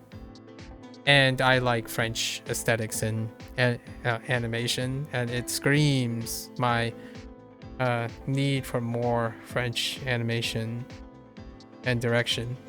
It might not seem like it's so the difference or the similarities are quite obvious, but to me they are very distinct. The approaches are very distinct when it comes to different nationalities when they go into making animation. And then I want to hear vocal performances, which are very different too, obviously.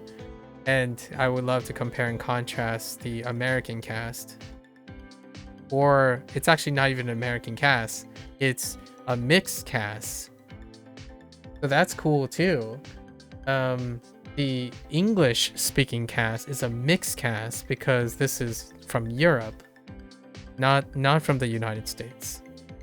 Oftentimes things from Japan as well tend to be the market directed, so they tend to be American.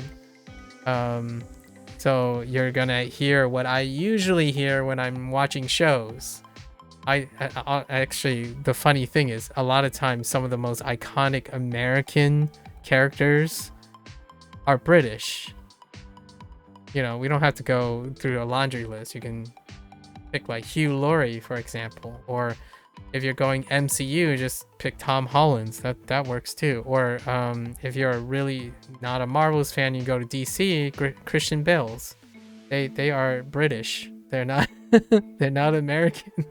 but they play American characters.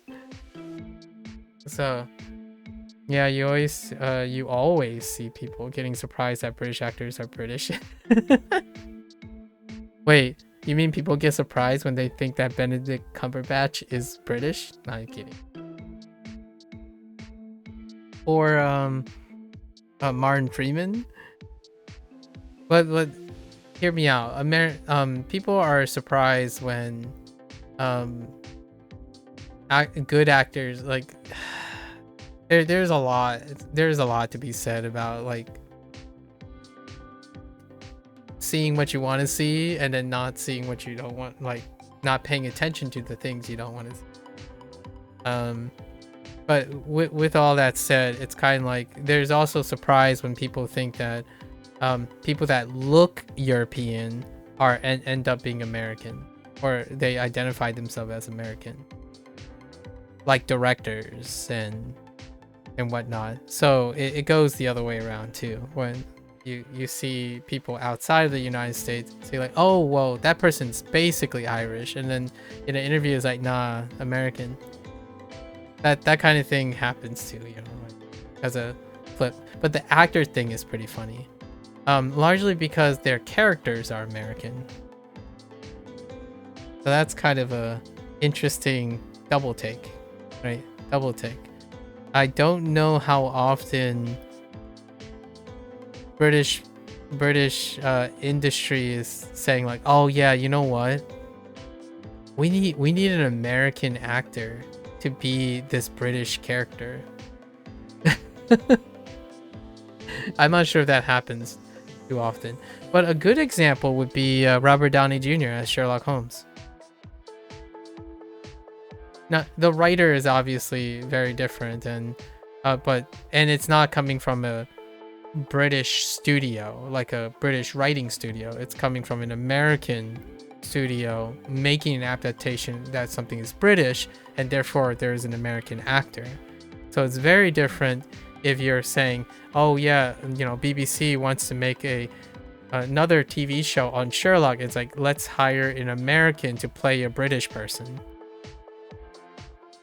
But the other way around is more likely to happen. So there's a selection bias, in my opinion. Statistically, it's more likely that an American audience, or like an American corporation or company or publisher, would not mind hiring a British actor to play an American.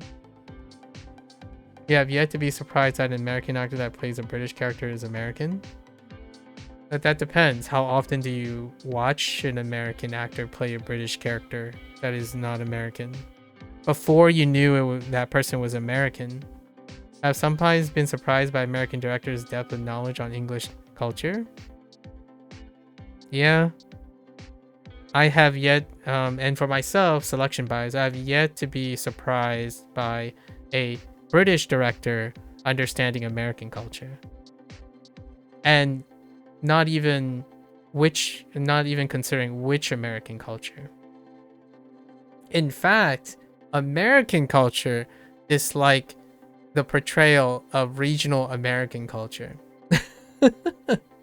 Like, I can tell you there is a sufficient number of people when they hear South and then they watch it, they're like, that's not the South. To be honest, you can't think of any American actor that has seen played a British character. Exactly. That's probably what I would say. It's more so sampling size than it is you know, possibilities. Like, for example, even Benedict Cumberbatch played with an American accent as Doctor Strange, because Doctor Strange is an American character, but he exudes a British debonairish thing.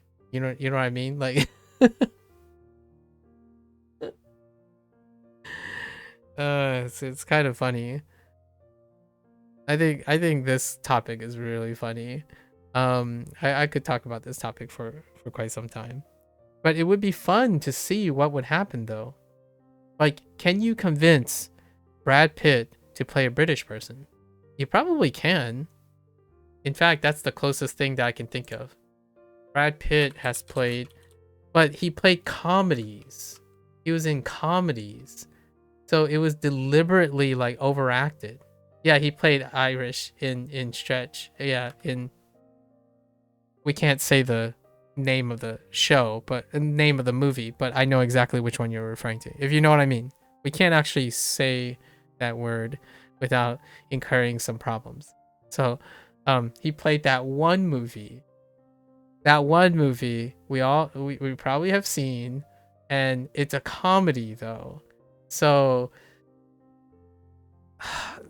you can't say we're not comparing it in that way. Yeah. So that's probably the best example I have.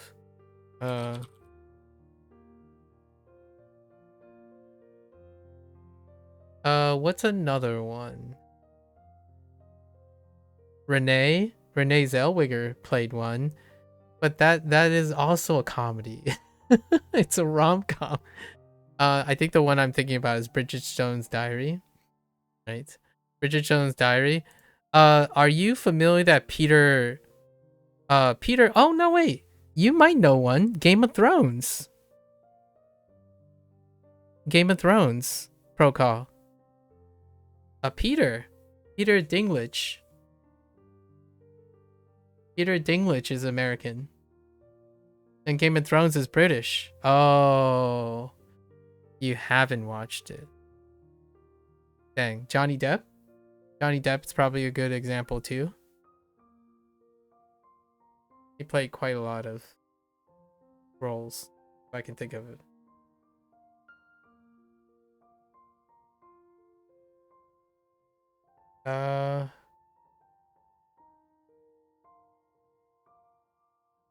Another good example. You do know of Peter Dinklage? Yeah, he would be an example. That people would be surprised that, oh yeah, he's obviously British, right? Because every other actor around him is British. Or British speaking. British English speaking, but he's American. So, there's that. I think that's the closest thing I can think of because he's very well known. I think the other one would be Johnny Depp, but I'm not sure if I would say I had great examples of Johnny Depp fooling people. Actually, honestly, I'm not even sure if what nationality people think Johnny Depp is. I like to say I don't even know. I'm not even sure. Okay. I'll let you go, but yeah. Good luck with what you have to do.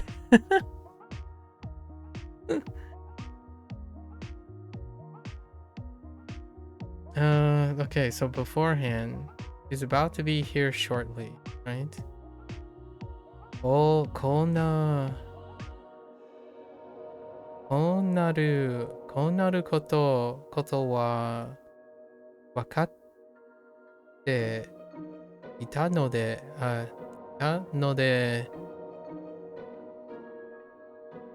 nope, that doesn't help. Doesn't get it. Oh, it's using用意して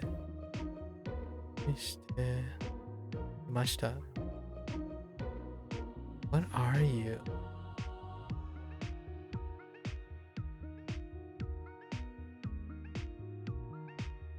What are you? I'm pretty sure it's shortly. You want to clean up? No. She's almost? Shio?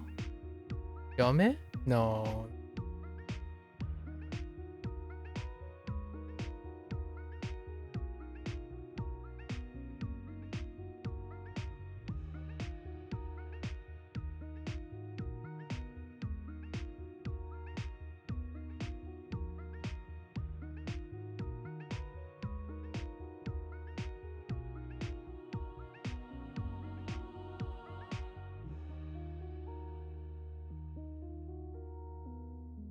Oh no, this is not shortly.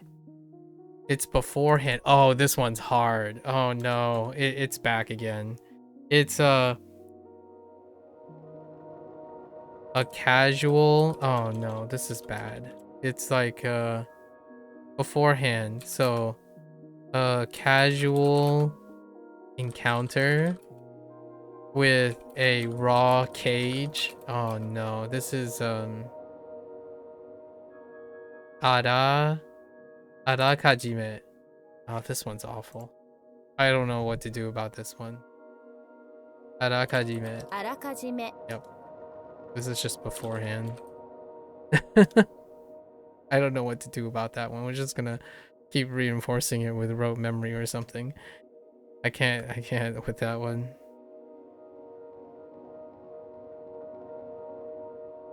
転がす Orogasu.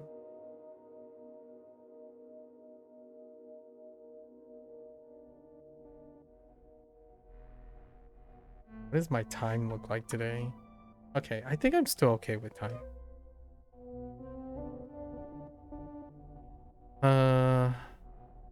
See river.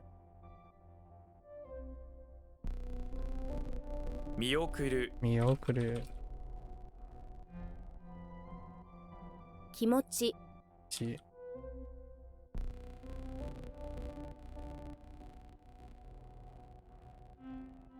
Hatsu.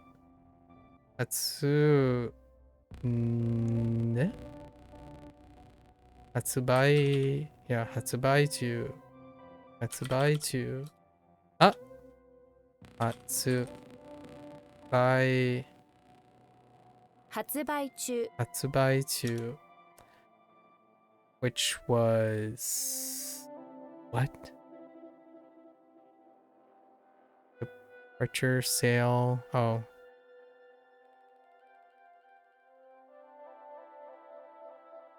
Monogatari. 物語 Monogatari.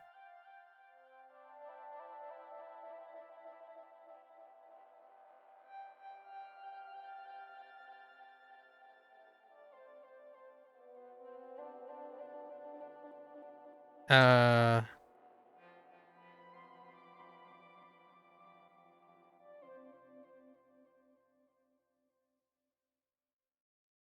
no. Migoto. 見事 Migoto. Which is Migoto is splendid or magnificent.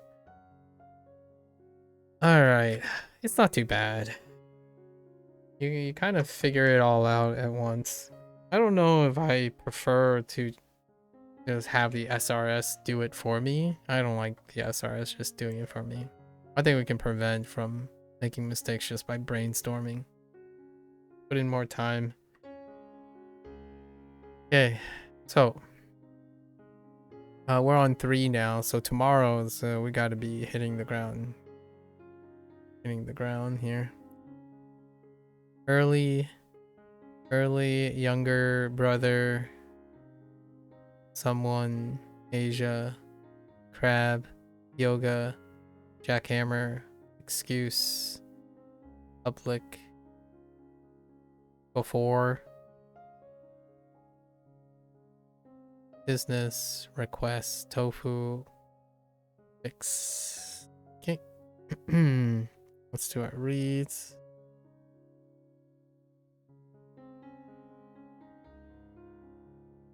I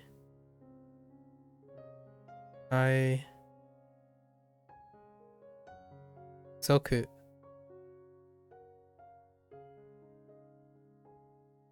On. Areかの Ryu. Shou. Bai.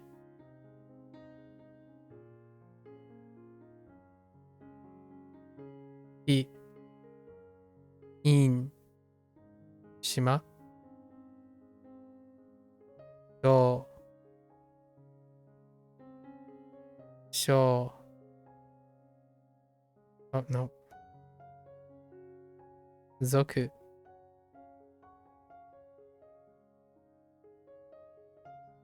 Shin. Do. Yo. Hai. Samu.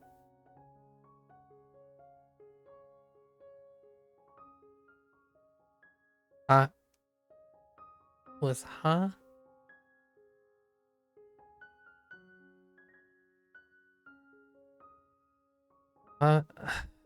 Um. On.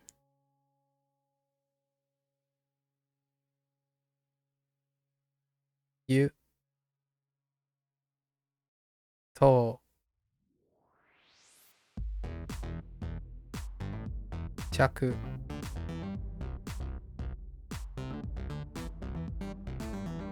Oh, this one takes a bit.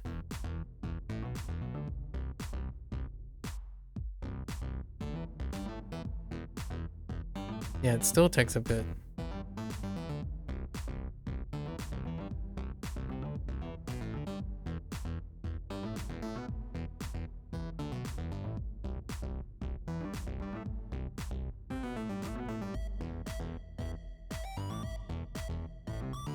Why does it take so long? Oh, tan.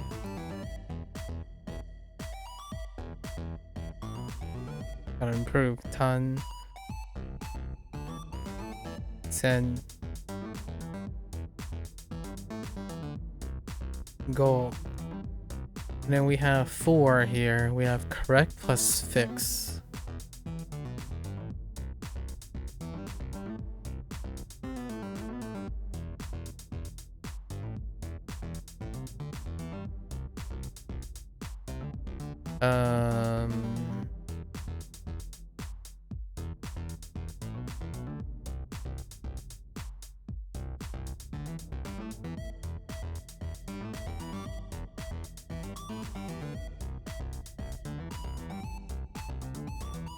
Shojiki, which is honest. Or honestly. The mnemonic sticks, but it takes a while still. Take and neru. Which one's take? Which take? Oh? Oh.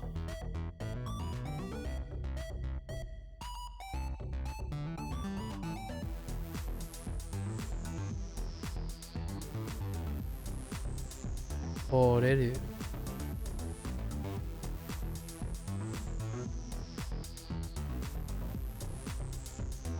And what happened here? I need something with re. Torn? We're gonna use torn. Torn and ruined. Oreru. Which is to come off. To fall off. Torn. Torn and ruined. Oreru. Replacing the mnemonic. Or the lack of a mnemonic. And then we have wind and person. Dang it. It's so hard for me to remember cuts. Win. How does win work?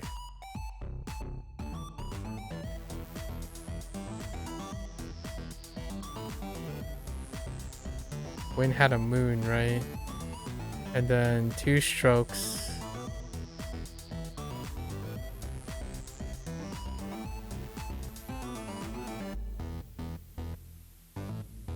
Oh man.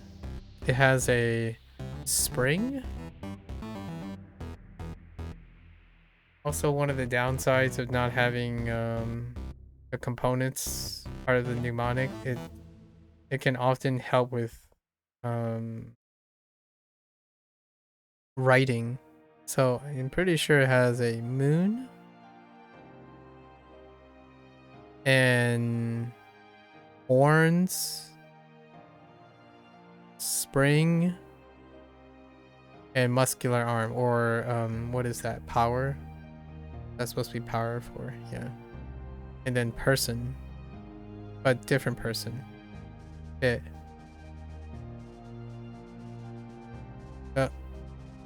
Wait. How does? Yeah. And then this was kate.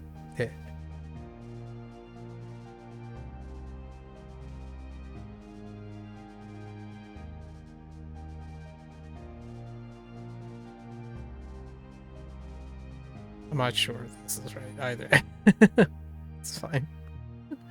Let's get close enough. Katte, which is as one pleases.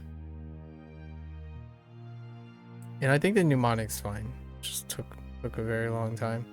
So if you're the winner, then you do as one please. Right, winner takes all. Beforehand and meh. Beforehand.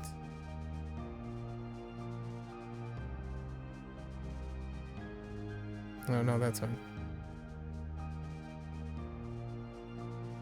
Ugh, that's not fine.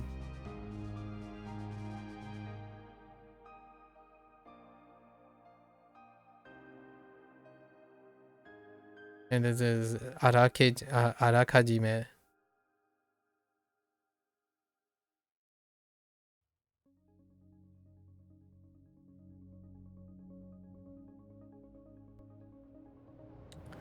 Now there is one for shortly, and I'm not sure what shortly is anymore. So this is beforehand. And the mnemonic is well enough when I realize it's beforehand. Arakajime. So meh, I'm gonna attach this in a weird way. Meh, because this mnemonic is pretty meh. It's a meh mnemonic. That's how I'm gonna remember it. Arakajime. Let's look at the. Oh no. Oh, here we go. We can go off this, and then we can go to the heck. This doesn't link back to. This doesn't link back to kanji. Oh, it's because it's a different kanji. It's a different character, so I don't have to worry about it. It's fine. It's a different character. It's not this character. All right, so that's fine.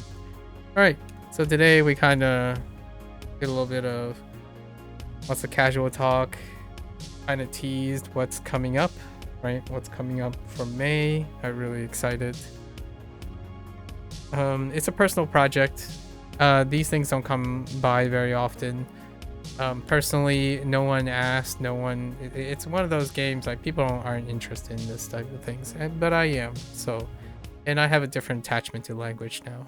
So that's what we're gonna do in May.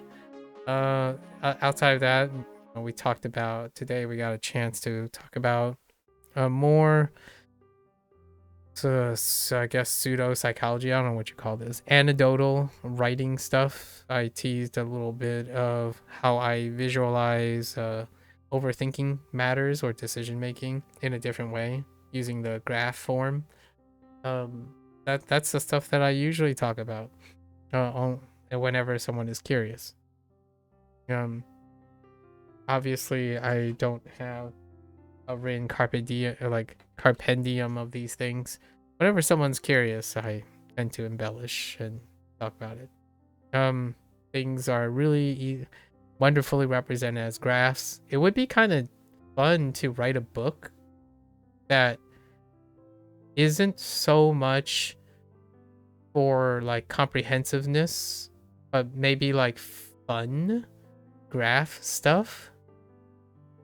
I had thought about writing, I call it, there was a segment way back called Graphic Stories. I had thought about writing a PDF or a fun little segment where I draw a graph and there's a joke in there, but I would just leave the graph.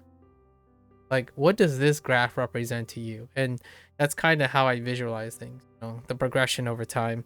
It's very difficult to talk about things over time without representation of a graph, because I feel most people think of life and conversation cross-sectionally. They rarely think about it longitudinally, like across time, where you think of a decision you make as a singular point in time. I disagree.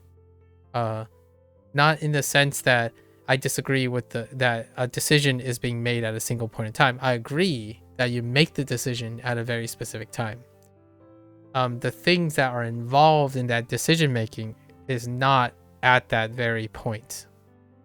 It's the final thing that you considered that caused that decision making to happen. And that to me is where graphs come in. And then to present a perspective, right? Your decision making starts at your trigger, at the exposure and the level of awareness that you need to make a decision. And then your final moment is when the decision is made. But the decision making process, it's well before when the decision is. And that's kind of what the graph was trying to illustrate when it came to thinking. When you're thinking of awareness, your awareness and your tolerance are different places. Like, you like to talk about something, and when you want to stop talking about something. So the trigger is the start of the conversation. The awareness is when you happen to start finding out, oh, do I want to continue this topic or not? And then the final is how you resolve when you reach your threshold, right? And we make these snap judgments all the time, so it's not like you need to know any of this. Like, none of this stuff is consciously useful until it is. So no one, I don't think, and maybe this is speaking out of line, but I don't think people are interested in this stuff at all. So I've never really considered writing, like publishing or doing any of these things. But it would be kind of fun to make it into like an entertainment joke thing. I can kind of see myself publishing like a 100-page book, and all 100 pages are just hand-drawn graphs, like by hand, with like some comedy in it. It's like, hey, you know what my morning routine is like? The graph with a line on it, and then it has like several things, and then I would just leave it for people to interpret. Like, do you know what I'm representing here? That would be kind of a fun thing. I always thought about maybe in my 40s I would publish something like that. We'll see. I doubt it will. I have a distinct feeling it'll be far too obtuse, or not really all that interesting. I mean, case in point, the present day company that I have tend to be very, very minor, right? Anyways, thought I'd just leave a little commentary for the digression in the middle. I leave time for that, all, like, without a doubt. I stick to my words. There's one thing that I do practice and preach, and that is, with open generosity, I reciprocate. I offer generosity regardless of reciprocation, and I'll continue to do that. Those breed stories, irregardless, regardless if the person reciprocates or not. I have a story. All right, with that said, that's the end of WaniKani. If you're gonna watch this later, arigatou gozaimasu. Right. You are more than welcome to follow along. Pick up WaniKani for yourself. Share, share, collect, reflect. Come on by, ask a few questions, stay for discussion. Always welcome. And I'm gonna get up, go to the bathroom, stretch it a little bit, and I'll be back for Hanse here. Thank you.